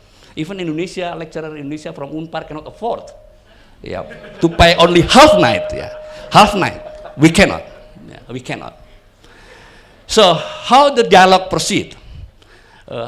Around 200, 150 from all around the world. 3 from Indonesia presenting academia, 2 academia, 1 from the analyst, foreign policy, BPPK, and I saw 4 from Amerop, and 1 more, which was actually invited by a European Union delegate in Jakarta, because he was not invited by MOVA, so European Union invited CSO activists, and I remember the CSO activist was more active than academia.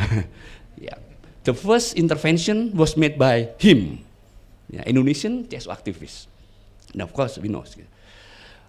What I can remember else, I cannot remember what we talk about. Bro. Even the conclusions. This honest, yeah. I don't think there is a conclusion of the dialogue. Just share the knowledge, the visions, yeah, the views. One Indian, I remember, one Indian talk about civilization, and then how we should breed understanding about civilization, something like that. And I remember delegate from Korea talking about G20. That's my interest, of course. Yes, but I can tell you honestly, this is a bad thing. It just makes, like my students, they were happy in my class, but the class ended and they know nothing. Yeah, they don't remember what I talk about. Maybe that was me. So that's one criticism actually about people-to-people dialogue, bringing hundreds of people come together from all over the world, funded by European Union, very generous organizations. Then what? Maybe networking, friend of ASEM shall be established. Everybody who already attended in Brussels or everywhere else, somewhere else, then come together and talk about that. So ladies and gentlemen, first of all, it's about dialogue, and dialogue is always about knowledge exchange. I wonder whether ASEAN as people-to-people dialogue can reach kind of common understanding. Yeah, that's also quite important. I expect, I don't know, the last 10 years meeting, whether there is such thing as documents which clearly record about understanding built by different nations, something like that. So we cannot, of course, expect joint actions to pursue common goals. In Helsinki, there was annex highlighting plan of actions. Helsinki will celebrate 10 years of ASEM, and there was idealism at the time still. And they would foresee the ASEM should be strengthened and for the better of the good civilization, ASEA and ASEM. That's idealism in 2010. Yes, chair statement, that's the product of the formal process. Yeah, quite unfortunate, why chair statement? Yeah, why not declarations? In Helsinki, it was declarations, but last summit, it was chair statement. Chair statement, I think still okay, that's great. Yeah, but we need more than that. Summit, come on, this is the level of summit. Leaders come together and talk and discuss on something, and then there should be political commitment on that. Chair statement is just statement of a note of summary of the meetings, point of very important. And if you look at the chair statement, the last chair statement in Cambodia is very, very normative, Ibu. Sorry to say that, Bu, yeah. And no annex.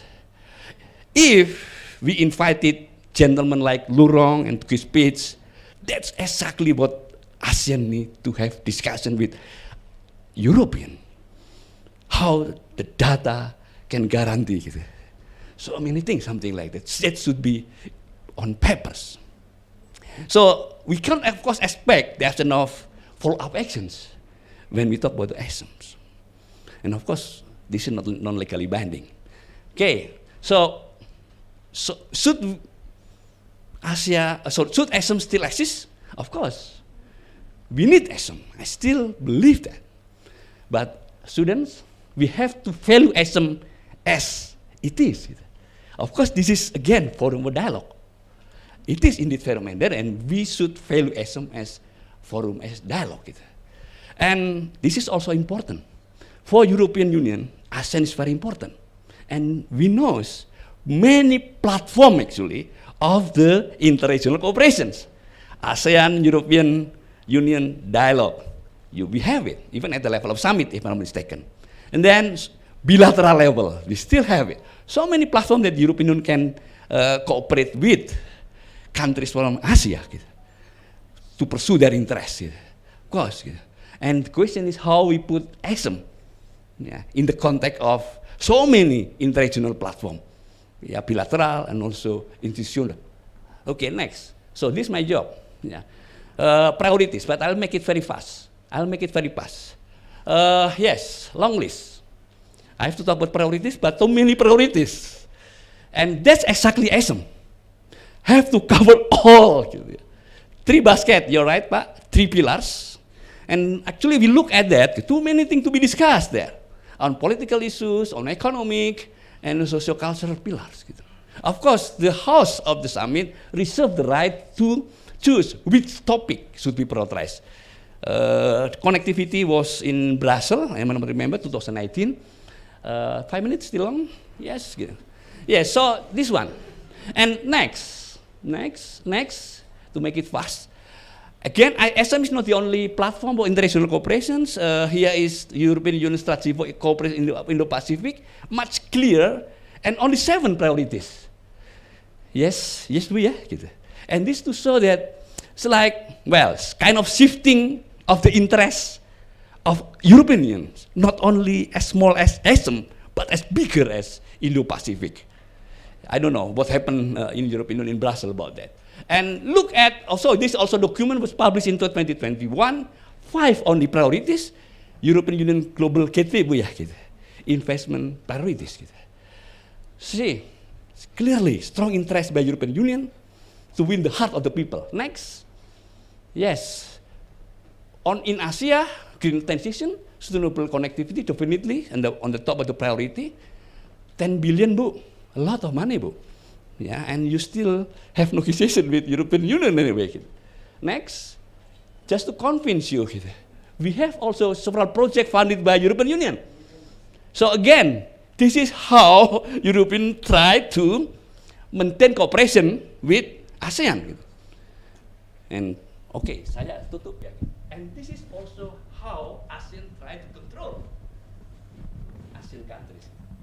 In another opportunity, I said, as European Union is just like another new colonial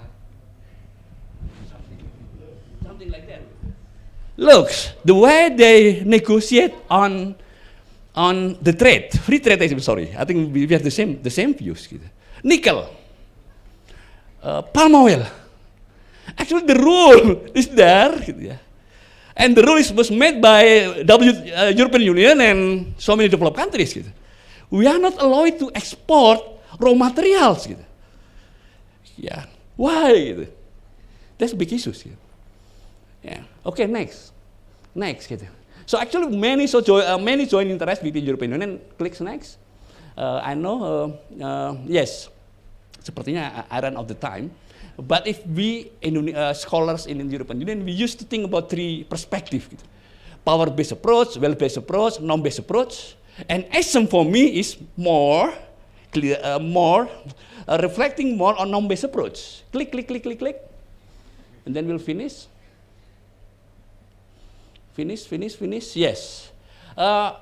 European Union have perceived its role, and its role is very important always. They always think this. I have plenty of this, and you can look at it. Next saja, at least you have idea. Priorities are there, ASEM many, but other platforms very focused on that. Next. Yes, so ASEM for European Union is very important to share its norm, as influence, and sometimes control, and expand its market. Of course, it's also a means to achieve a bigger interest in Asia through other platforms. Because now we are still negotiating on SEPA, PCA with different countries, still many, other partnership, other alliances. Also, it is important for European Union to ensure all members of ASEM comply with WTO regime. Multilateralism is a good thing, of course. Paris Agreement, 2030 Agenda, SDGs, all good things. We have to follow up this all. And thus, in the end, through ASEM, European Union really want ASEAN partner comply with commitment at multilateral forums. 1 minute, next. And here's my recommendations. Yeah. First, I don't know the updated, so substantiating the productive dialogue on particular urgent pivotal topic of interest. That should be in the people to build dialogue. Like connectivity, okay, that's great. Bring all the experts of connectivity, talk and formulate and agree on something on papers. It's very important.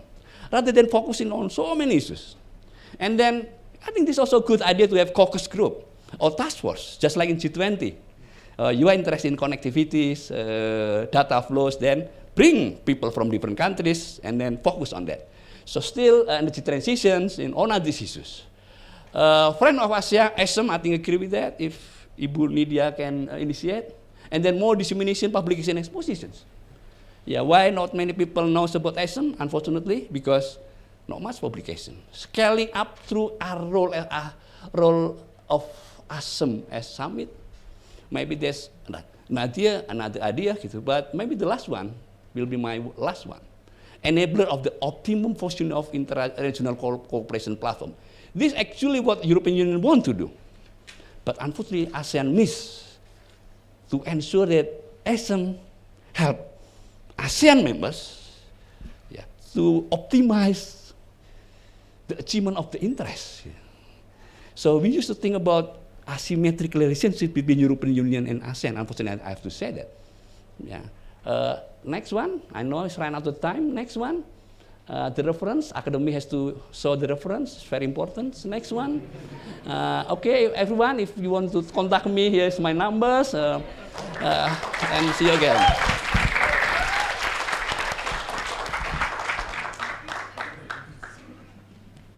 Okay, thank you, Mas Pur, for the presentation. Yeah, ladies and gentlemen, we have here all the presenters. Now we will move to the Q&A session, but before I throw to the floors, I would like to steal the first chance for asking question.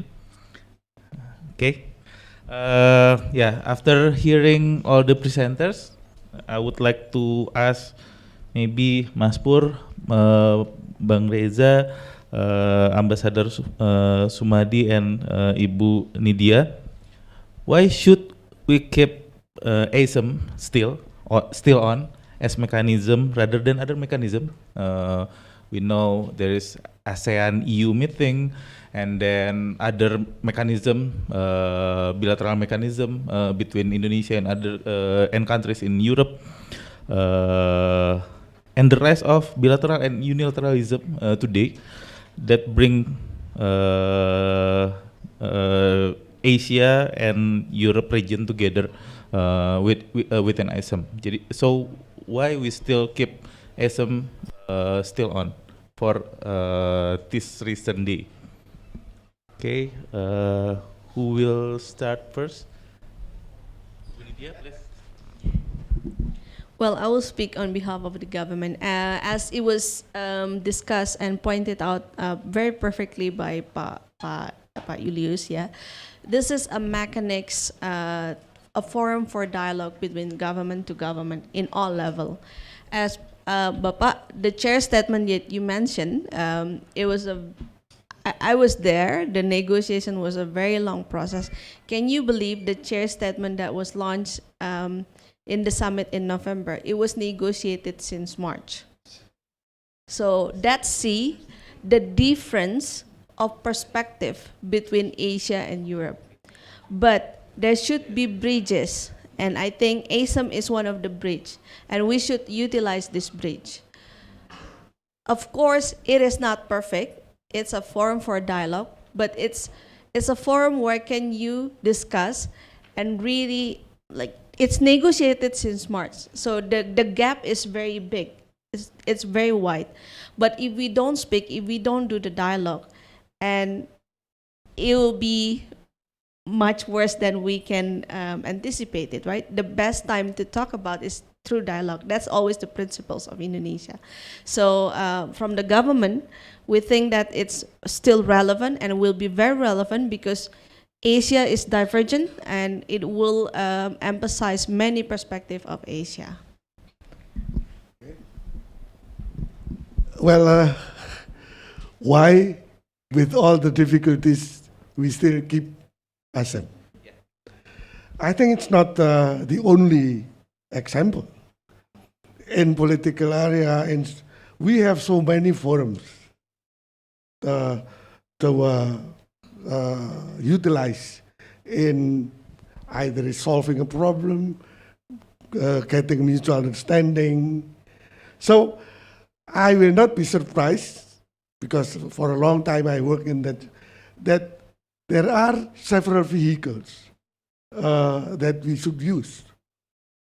I'm now, because my money is limited, but still I have 2 cars, because we have the Ganjil Genap rules. So there are still useful. And listening, and I enjoy listening to Pak Pur earlier, give me some satisfaction, because in this case we are right, that we limit only at when we agree to create ASEM only as a forum for dialogue. And I think a dialogue is still important. It's not useless, let alone dialogue. Now, if your friends or your family celebrate a wedding, you are invited. You come there, you just sit, eat, and then go home. But it's still important. Your presence there is still important. So this is actually the the reason why we keep ASEM. Of course, the choices of the instrument that we have. For instance, there's a question of trade. Our quarrel with the EU on the prohibition, EU prohibition of export of nickel, or if I were still active, I will not use ASEM to solve that problem. Of course not. It's not the place to do it. But it doesn't mean that because I can use it to solve this inappropriate issue to be solved, we should forget, just kill ASEM. No. That's why I agree with all the colleagues that have spoken, that we should choose the right priority. Which issue and what prospect should we put in ASEM as an issue to be discussed in the dialogue, as in the foremost dialogue. So this is why I support Ibu Direktur when she ended her statement on the importance for Indonesia and the commitment of Indonesia, not only to preserve but to develop ASEM and to overcome the problem that ASEM is now facing. Thank you.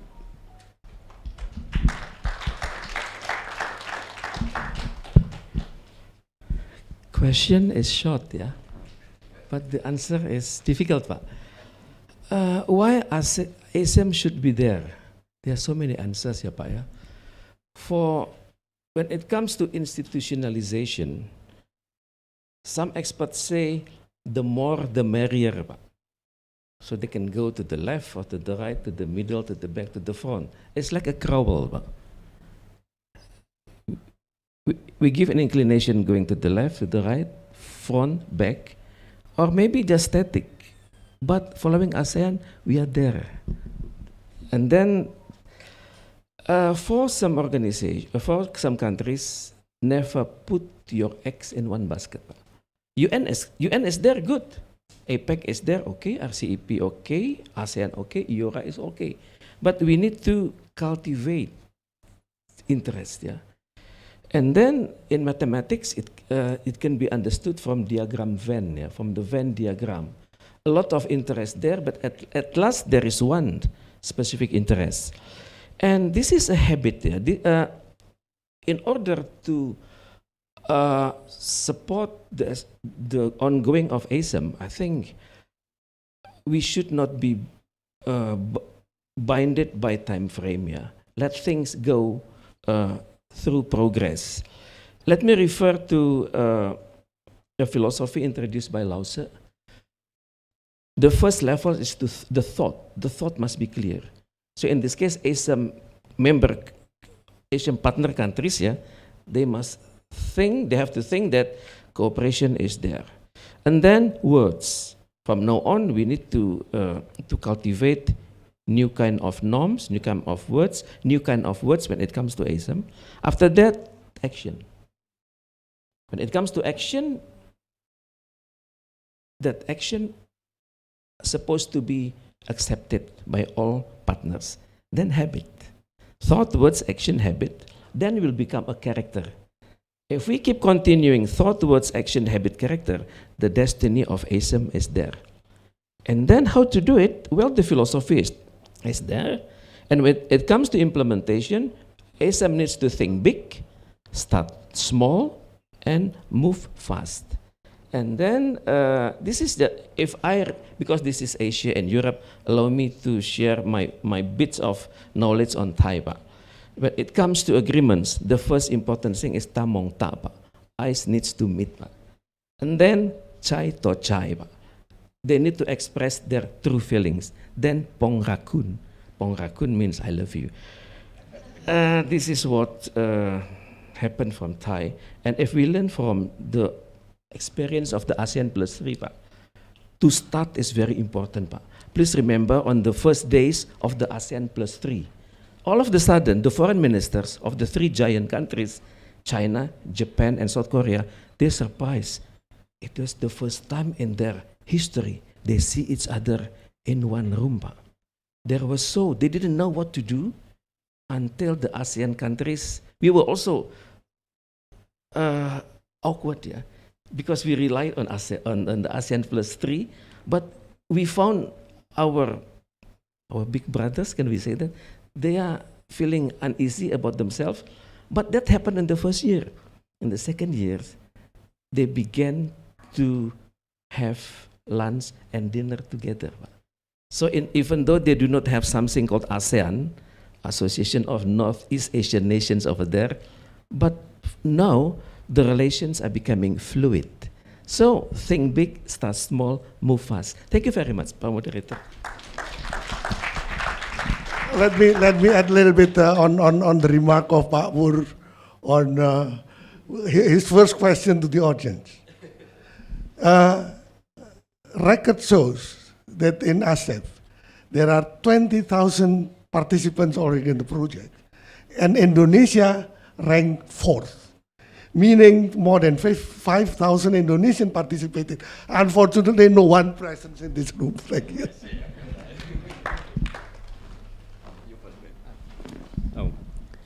you. Thank you very much. This, I really appreciate Ibu, Nidya, and also gentlemen's comment. This is just a compliment. My understanding is that here we all agree that multinationalism, globalization is a good thing. So in my point of view, ASEAN is just another windows to help people open their vision to multinationalism, international cooperation, talk to each other to solve problems, right? And the world is never have sufficient forums to bring people together. So in Chinese, there's an old saying that if you want to have something done or achieve something successful, we need to find the right topics, find the right persons, and get the right moments. So as for ASEAN, even it's just a dialogue forum, at least we can identify the right topics, we build a connection with right people, and when the right moment comes, we can make a thing done. Thank you. Okay, thank you. I support, of course, I fully support ASEM for many reasons. The first one, of course, I expecting to have another tickets, yeah. Free tickets to fly to wherever. Yeah. Of course, you mentioned about 2,500. Of course, there's big opportunities actually. Yeah, and unfortunately, we never heard that information. Yes, why not? Everybody, open ticket from Pak Sumardi, yeah, to join the good thing of having dialogue between people from Asia and also from Europe. Thank you, Pak. That's the first practical things. The second, I have a dream. I don't know when Indonesia will be hosting ASEAN Summit, Bu. Any expectations? Whenever, I will propose the theme will be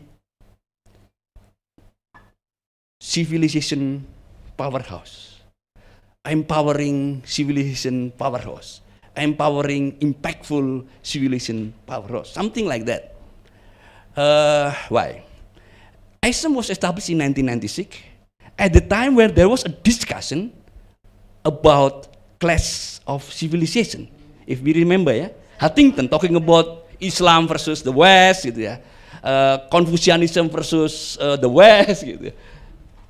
Who else? Hinduism gitu, versus the West. Actually, everybody versus the West, gitu. Then the idea come, why not ASEM? Part of the strategy gitu, to approach different civilizations. So that's idea actually, Bu. Gitu. So the nature, we keep it as the forum of dialogue, and we substantiating with the essence of civilizations. More or less. Thank you, Mas Pur. Okay, now I will like to give the chance for the participants. You may raise your hand. Okay, from the offline here, Mr. from there, and then Mas in the behind. Oke.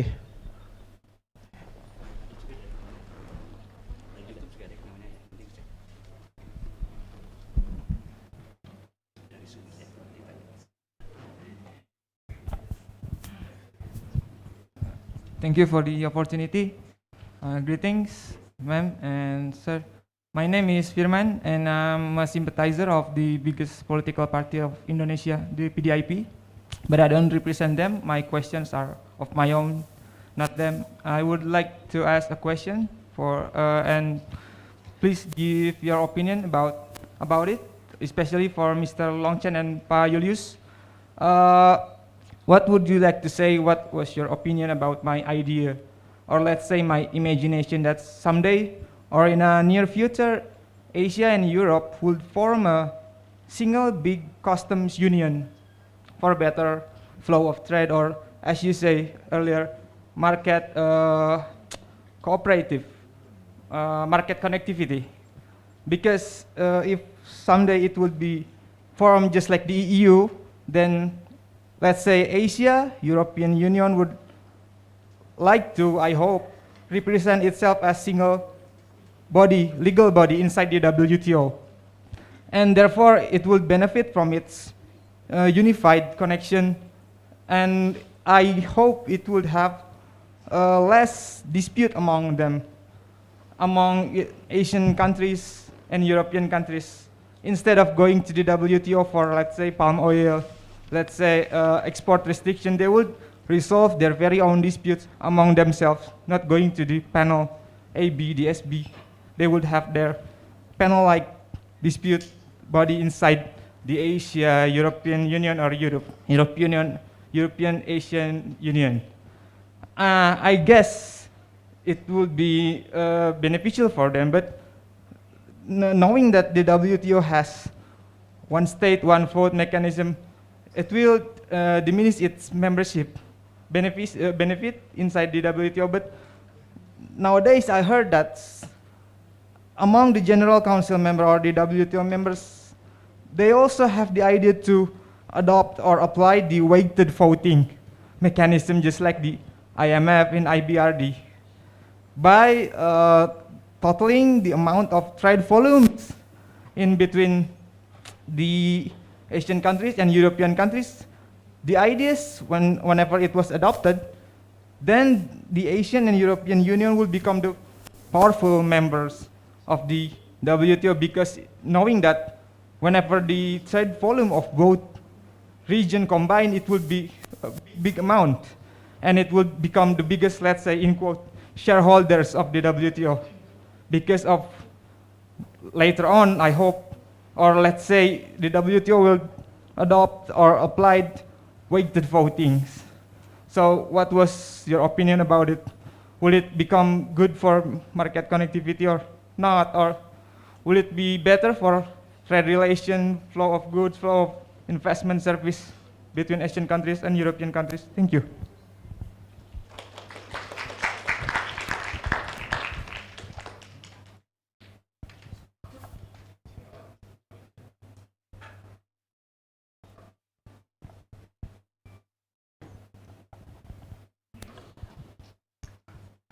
Hello, good morning, going afternoon, I suppose. Hi, Excellencies, dear sirs and Madam. I'm one of the, oh my God, it's so weird to see myself on the screen. I'm one of the person that didn't know ASEM or ASEF before today. So my apologies for a stupid question, my lack of knowledge. I'm just confused. What is ASEM really? There's not much information on the website, and it's managed by the EU or so, as far as I know. Ibu Nidya mentioned that it is a G2G kind of like forum, but then it is also mentioned that it is actually a P2P kind of like forum or dialogue. So. Apart from being, I mean, how do I say this in a word? Like, it is one avenues for dialogue or for forum, like Bang Reza said, we should not put all of our eggs in one basket, but what kind of forum is it? Is it a G2G or a P2P? I did read on the website that the first few summits were supposed to be attended by the head of states. But then after the few summits, it became informal kind of like dialogue between ministers. So again, if it's a P2P kind of like forum, is it like, is it proper to actually, refer ASEM as a P2P forum or dialogue when actually the summits are filled with elites, government elites? I think that's that for me.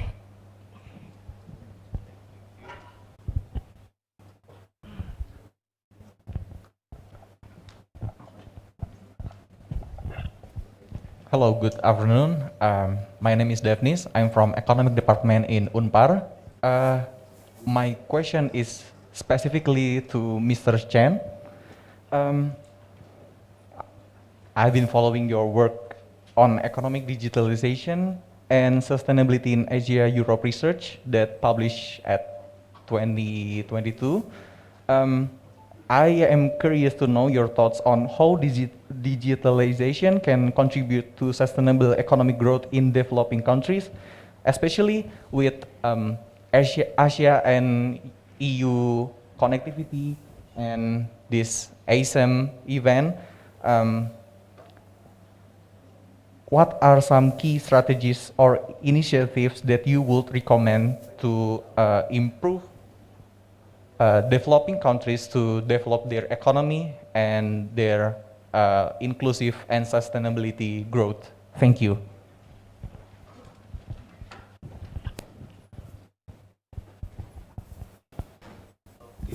Maybe we'll begin with Mas Pur. Single custom union, I think maybe it's ideal, gitu. But I don't think it's something agreeable, Pak, ya, gitu. Remember SEPA the negotiation has been years, Bu, ya, in 2016 and should be concluded 2019. It's not concluded, Bu, ya. Of course, you can update it about that, gitu.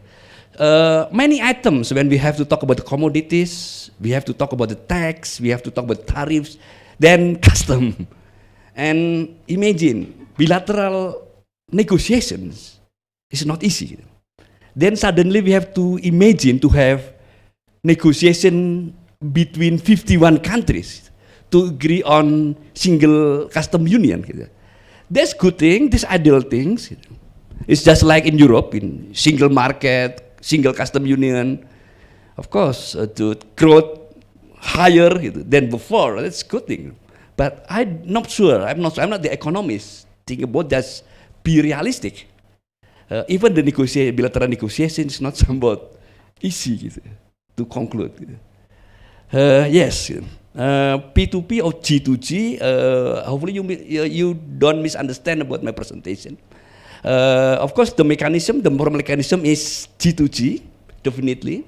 But there are other forums, including people-to-people dialogues, including the labor. Also, there is a forum for the laborers. Also, the business people, there are a forum. And investors, yeah, that's also included. So, but the formal process is in the hand of the governments. So, what is ASEM? ASEM is definitely intergovernmental process. Intergovernmental process means government with other governments. That's formal. Bu Nidya, you may add some more information about that. Thank you very much, Professor. Thank you very much for your question. I'm a trade economics, so I really appreciate you talk about this custom union liberalization. We like that because economic models tell us all this will lead to welfare increase, and in general, people are better off.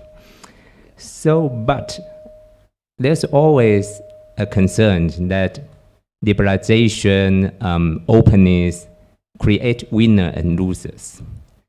And because of that, we need to think about a transformation, think about a social justice, how to support the people to make adjustment to accommodate those liberalization. right? This is why we always think that when we liberalize, open the market, have a strategic plan, do this step by step. Let's actually make the transition easier and more comfortable for most people. And regarding your question, I also have the dreams that one day the world is really harmonized, that we are free to move, we can talk to people elsewhere, we communicate without any barriers. And then here, we can expect that. I don't think it's really too ambitious goal, especially with AI, with computer that support us. Step by step, you can see that people's mindset changing to a common direction. Instead, we fight against each other. And just like I appreciate Musk always said that, don't look at the Earth. We are just a small, tiny spot when you look at the whole universe, single big picture. So this one, I really appreciate the young generation has this open-minded. And I think for this one, I think I'll leave to my colleagues to answer. I will more regarding this digital contribution to substantial growth. Today we talk about sustainable growth and inclusive growth. Actually, these two terms are highly connected to each other. If you want to make the development sustainable, you need to make it inclusive. So everyone can get involved in this digital transformation, in these changing global economic orders. Otherwise, you can see the gaps and divide of development getting wider and wider. And what's the result is that people start to hate each other, start to misunderstand each other, and that's the real source of most of the problem we are facing today. And related to ASEAN, the way we kind of avoid or kind of try to reduce this misunderstanding is that just talk. I remember ASEAN Free Trade Agreement, once people talk it, it's just the ASEAN Free Talk thing. But look at after 20 years, what happened in ASEAN, right? Okay, thank you. Let me first, and she will have the last word. Okay, now on EU-ASEAN Custom Union, oh my gosh. This is oh my gosh. You know, I would like to clarify first that now each actively trading country in the world have so many, again, quote-unquote vehicles. For instance, we and China, we and Japan, we have our bilateral agreement. We have our ASEAN +1 agreement. We have the RCEP. We have the WTO. All are vehicles that we can choose in any cooperations or problem or conflict trade problems. We can use which one that we prefer, you know, and of course, if we choose the vehicle of bilateral trade, for instance, then if there is any problem for that, we should resort to the articles of this agreement in this bilateral agreement to solve the problem that we have. If we choose our ASEAN +1, then again, if there is a problem, we should resort to the ASEAN +1 agreement to solve the problem. Now, I would like only to clarify just one very important thing. European Union is already way beyond a custom union. It's already an economic union. Some of them, the monetary union is still limited because there are still those countries who are not part of the Eurozone. But others economic union European Union is already unified. That's why with European Union, you cannot negotiate bilaterally. Her counterpart in negotiating with the Union is people from Brussels, not people from Berlin or people from Paris, but people from Brussels. And they are already a custom union. If your idea to have ASEAN European Custom Union, we should first to negotiate ASEAN as a custom union. I can assure it will take more than 10 years for us to make ASEAN a custom union. It's not that easy. Before we can unify this with faraway Europe. So perhaps ideally it's okay, but last word is that please calculate for our interest. Is it to our interest if we have a custom union with Europe?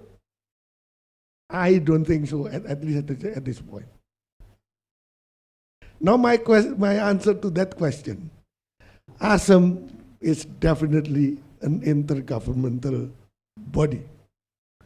That's why, and it was initially created as a forum for dialogue. That's why, to operationalize the cooperations, they create ASEF, which allow the whole what we call meeting of minds in this dialogue to be operationalized in the form of programs and projects, and allow the participations not only from governmental side but also from the non-governmental elements. So the idea of people to people, the mandate of ASEF to develop people to people relationship is done through ASEF and not to ASEM in the form of programs and projects. And of course, we would like very much ASEF to reach as many people as possible. But once again, budget. Budget. And especially lately, with what I term as a reprioritization of ASEM and ASEF, budget is even scarcer for that. So please pray for us that money will come to finance this beautiful ASEM meeting of mind, translated into a ASEF program and project, and then implemented not only by government side, but also people to people. Thank you.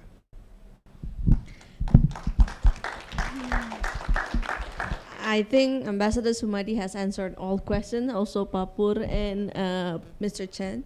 I just want to add, this forum is lucky to have Ambassador Sumadi today, because Ambassador Sumadi is the chief negotiator for Indonesia-Japan Economic Partnership Agreement and Indonesia-EFTA Partnership Agreement. This is, so when you want to talk about the trade agreement, he is the right person to study from, because me, myself, will learn a lot from him. So I just want to add the dimension of Indonesia-EU CEPA, because it was already raised by Papur. I'm one of the negotiators for Indonesia-EU CEPA for the Economic Cooperation and Capacity Building chapter. I can say that bilaterally, one customs union that has all rules of law, and they want more than our commitment in international organization. They want more than our commitment in WTO. They want more than Paris Agreement. They want everything plus, so TRIPS plus, TRIMS plus, and internally, maybe we can comply with WTO, but if it is more than our commitment in international agreement, we have to look at our stakeholders. We have to look to our people. We have to look at our businessmen. Are they ready? Because as Mr. Chen has pointed out, sometimes people see this liberalization as a win or lose. But as the government, we want everybody to win. So when it comes to Indonesia EU SEPA, why it take long, Pak? From 2016 until 2019, the negotiation was smooth, and then comes the pandemic. Can you imagine negotiation through the Zoom? You cannot see, like I quoted Pareza, we have to see eye to eye and heart to heart. Whatever the problems that we have during the formal negotiation, we can talk about it during the coffee break, we can talk about it during the dinner, and that's what diplomats do. Diplomats usually, we speak on our formal position in the negotiation table formally, but informally, we have to be able to tell our other negotiator that, look, if you ask for this, it's going to be hard for our stakeholders. For instance, it's going to be hard for the industry of automotive, for instance. So that's how you see, so ideally speaking, the idea is very ideal, but practically speaking, I can say that it will take years and years, and I'll be happy to see it if I can see it in my lifetime. I think that's all. Thank you very much. Let me just clarify a little bit to make things easier to understand on trade. The WTO is a global system. The principle followed in the WTO is the MFN, Most Favored Nation Clause. I hope you understand about that. All the other trade liberalization agreement is always a WTO plus. If it is a WTO, we don't need to negotiate the trade agreement anymore because you're already there. So it must be a WTO plus, like she has just said. Regionally, perhaps the plus is a little bit higher. The largest plus will be at the bilateral negotiations. You want to say something? No? Okay. I would like to open the last session for question. It is especially for the online participants. We have John Peter Pamuji and Hendra Manurung. John Peter Pamuji, you may raise your question and please open cam.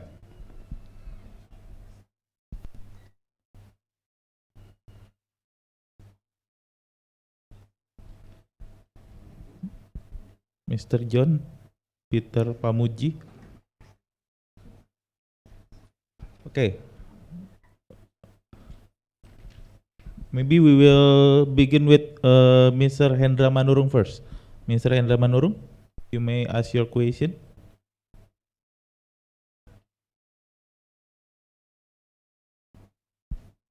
No.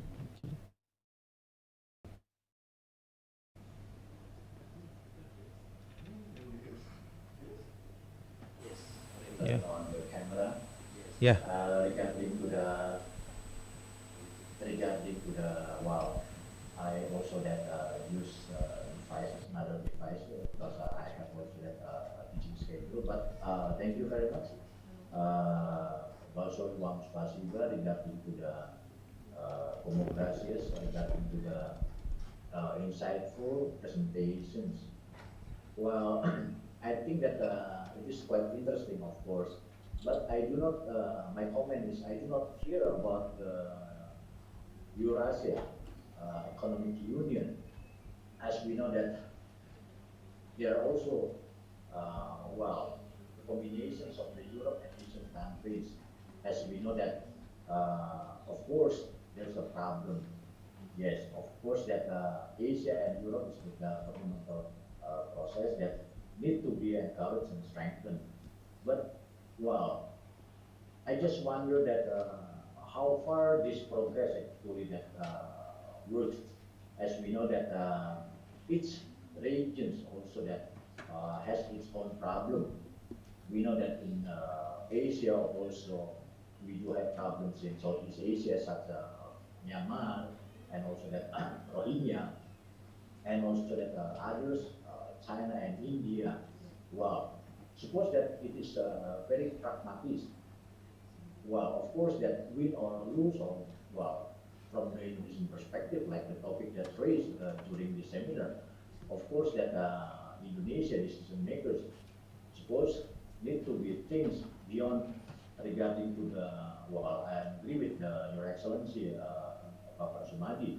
Well, this is a reality that for the sake of the national interest, strategic interest of Indonesia. So, my questions, what will be the strategic interest and also that strategic relations that can be developed further, that can be, well, regarding to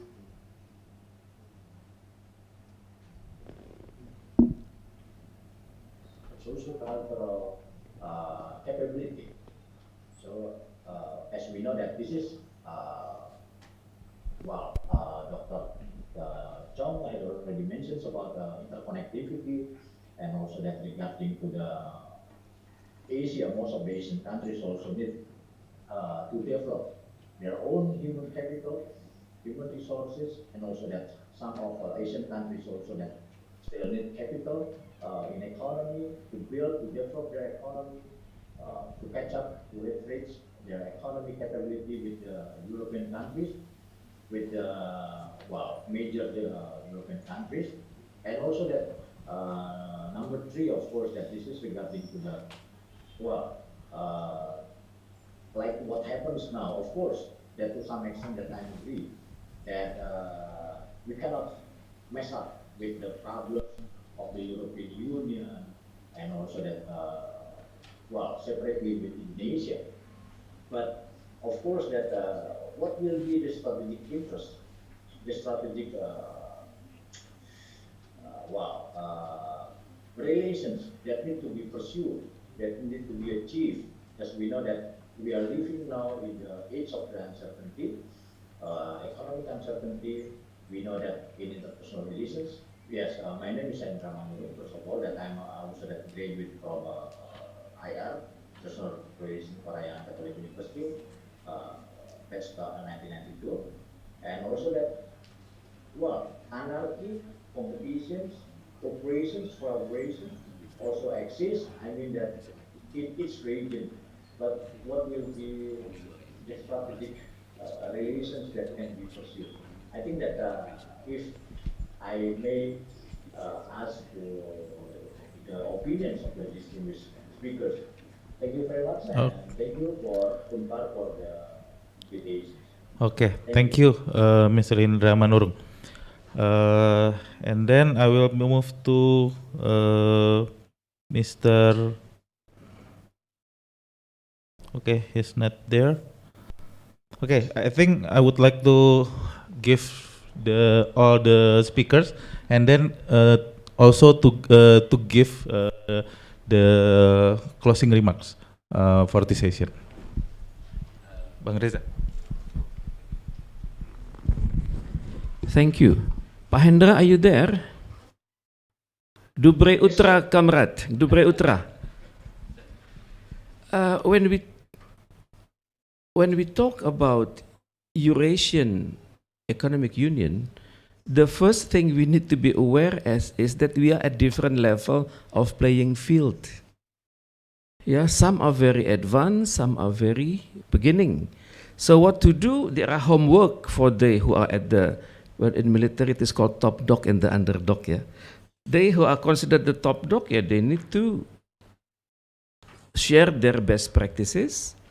And then for the underdog, we need to be aware that in order to achieve a higher level, we need to learn. What we need to learn is learning from China, for example, how to reach such achievement within a short time. This is called a miracle. For the Korean, they have the miracle of Han River. For the China, I think what they have achieved is something called they have fully understood the pillars of modern civilization. But in this case, we need consistency. Education, science and technology, market economy, meritocracy, and then culture of peace, rule of law, and pragmatism. I think if we follow this route, the model has been practiced by Japan, by China, and also by Korea. They can shortcut the 100 years of Western civilization and put themselves at the same par.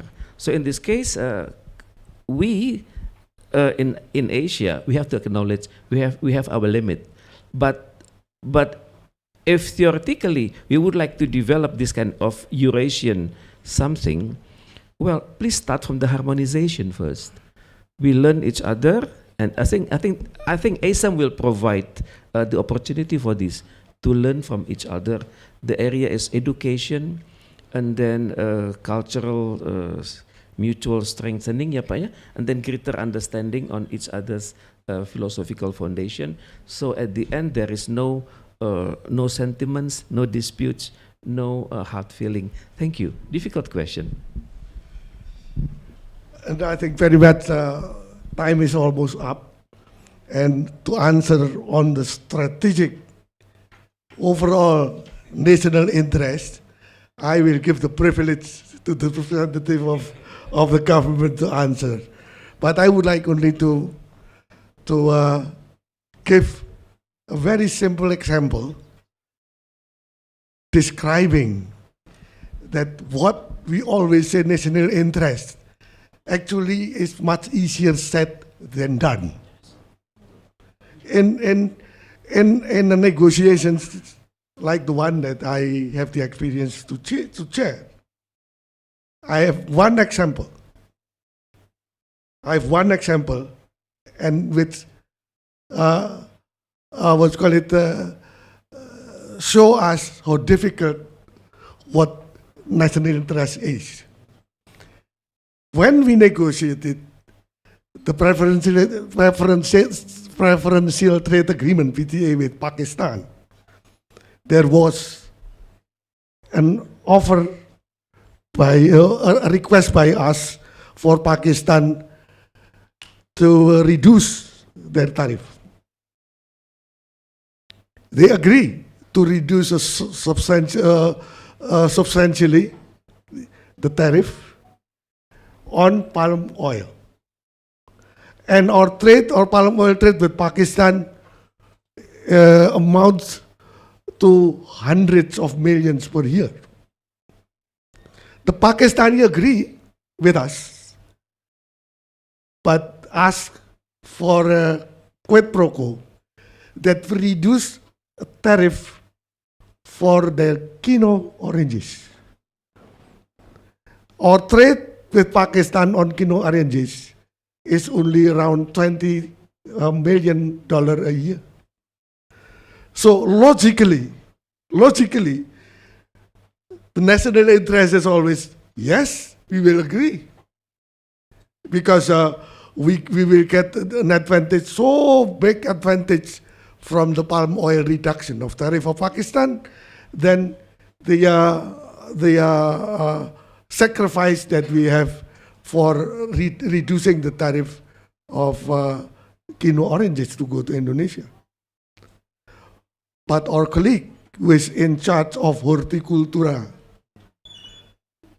they refused, they stuck, the negotiation for, if I remember correctly, 9 months, not to agree in reducing the tariff for Keynote oranges to go to Indonesia. And the argument is touching the heart of everybody. But if you are reducing, if you get our palm oil to go to Pakistan, the one who benefited are big companies, rich people. But if we open this Keynote oranges market of Indonesia, small as it is, but you kill the small farmers. What can I say? What can I say? So in many cases, what we call national interest is easier said than done. So many perceptions, so many sub-national interests are in play. And it's not easy for anybody to later on gather everything together into a solid national interest. But I think Ibu Dir can do it, and I will ask her what is our strategic national interest, please. Thank you, Bapak. I would say that our biggest strategic interest in ASEM is to have all 51 leaders sit in the same room. This is very difficult. If you come to the UN session, UNGA, it's all leaders come, but it takes turn. They never sit in the same room like us.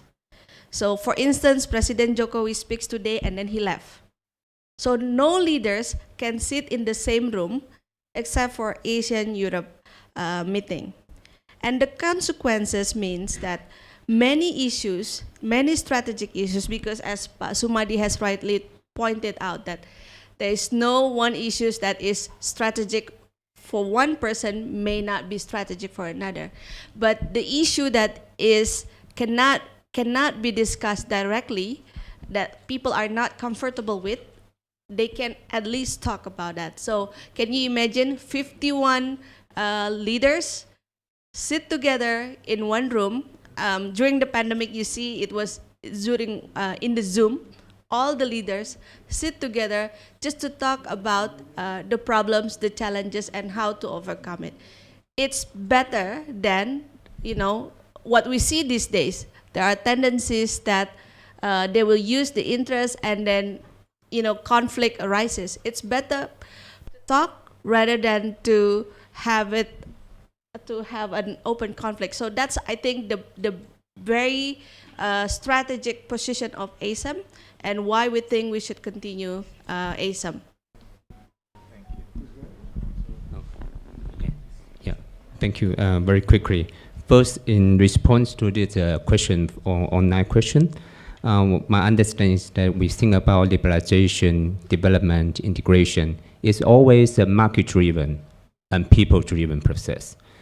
Institutional effort and government initiative can be something supplement. Or in some case, if there's a government motivation or initiative to initiate those things, they can only work when receive the market support, when the people understand and support it. And next point is that related to this young gentleman's question, sorry I forgot to mention, is that when we think about sustainable development, it's for what? It's for human development. So digital economy actually provide solution for people to better understanding, easier to acquire knowledge. But this is only under the conditions that the information we get are accurate, are real information.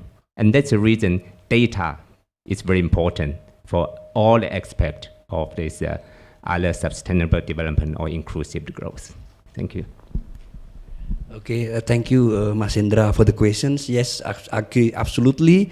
Eurasian countries are very strategic for our interest, definitely. The Russian war definitely bring impact for us. Russia, of course, part of the Eurasia. The question is how we can achieve our interest. Can ASEM help us? Remember, only Russia and Kazakhstan, who are in ASEM.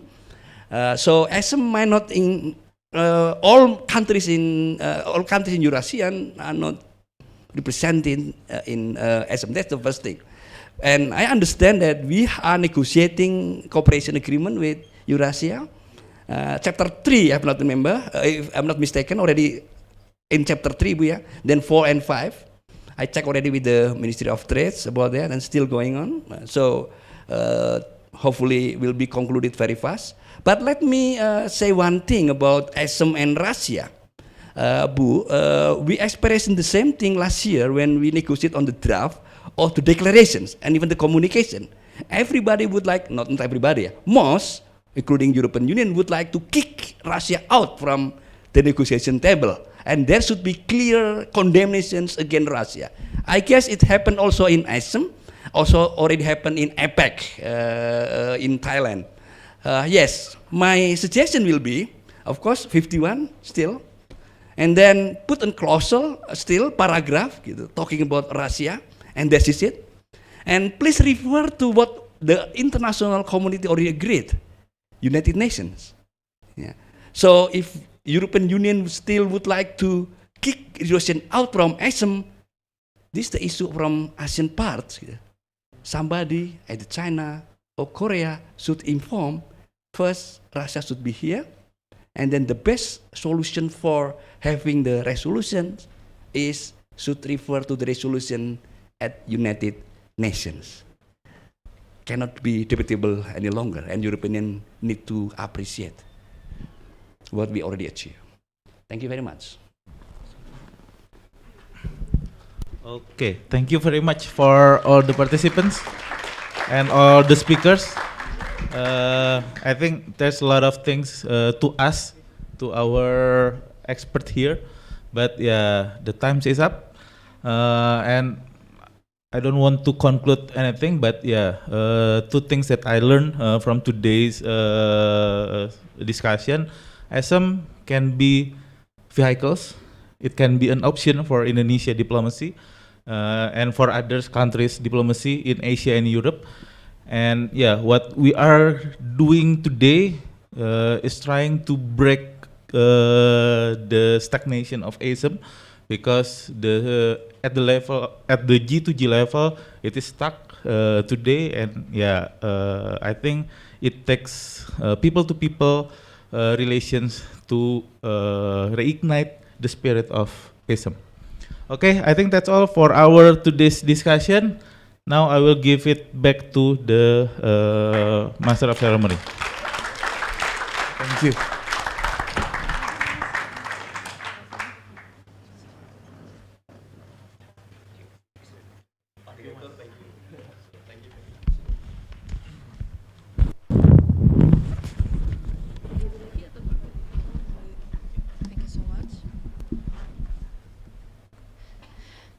Thank you, Mr. Idil, for leading the ASEM Day 2023 discussion and for providing us with a clear overview of today's discourse.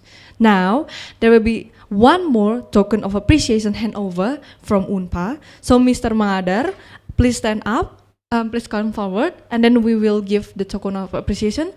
All the speakers and Ms. Nidya, please stand up also.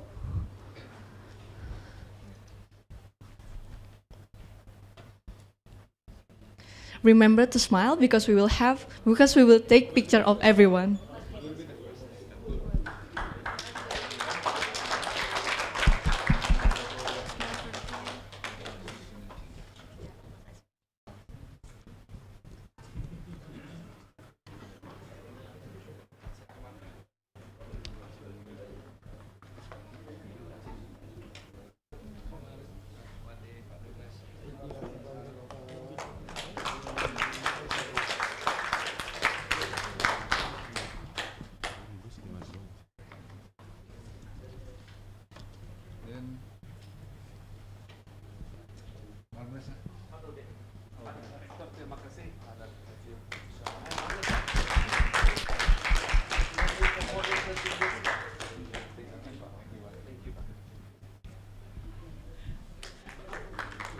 Something important.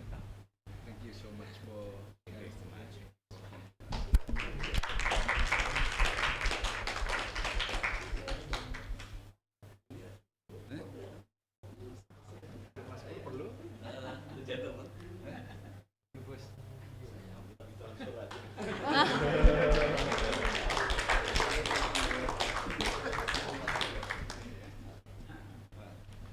Thank you so much, Mr. Mangadar. All the speakers, please take a seat. Thank you so much. Now, to conclude today's discussion, for the closing speech, please welcome Mr. Pius Sugeng, Ph.D., the Dean of the Faculty of Social and Political Sciences.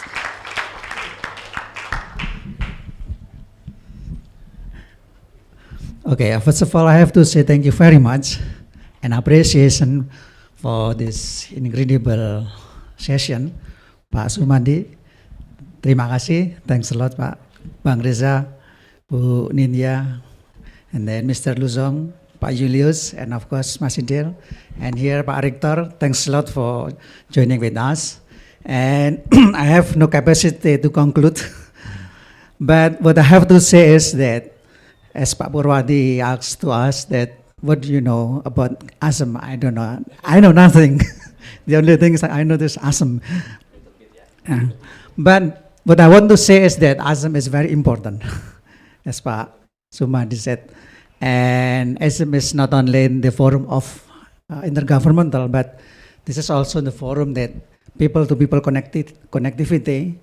And that's what I want to say is that let's us create and develop, strengthen the connectivity Asia and European. And let me give you a little example that we in Unpar already done the collaboration with Europe. For example, the university in Europe. Yeah, we have already created the collaboration. For example, the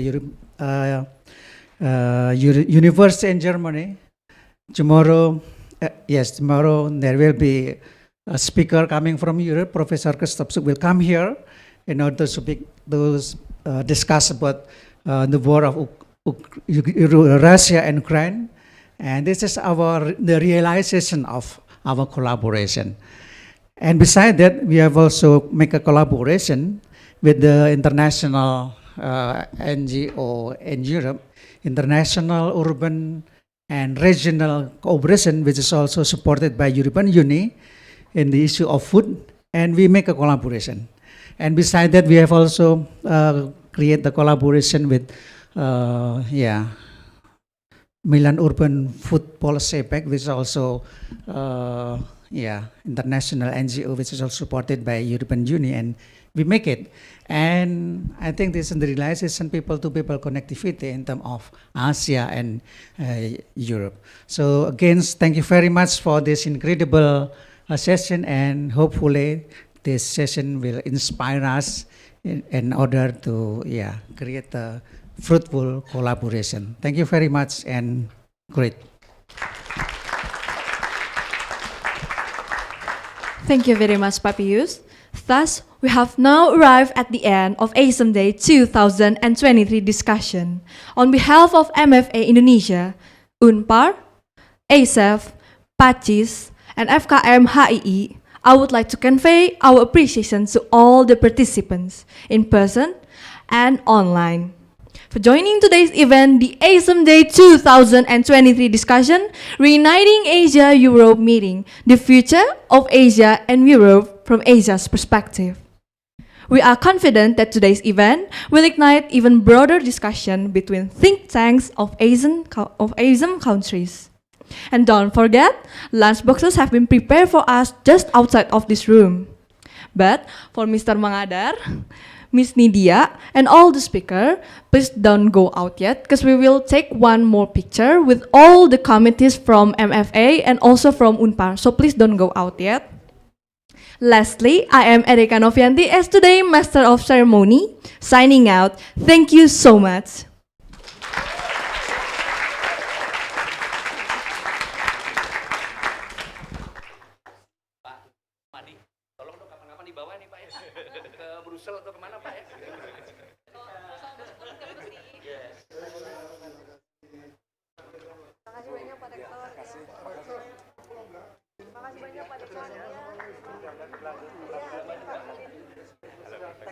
Thank you.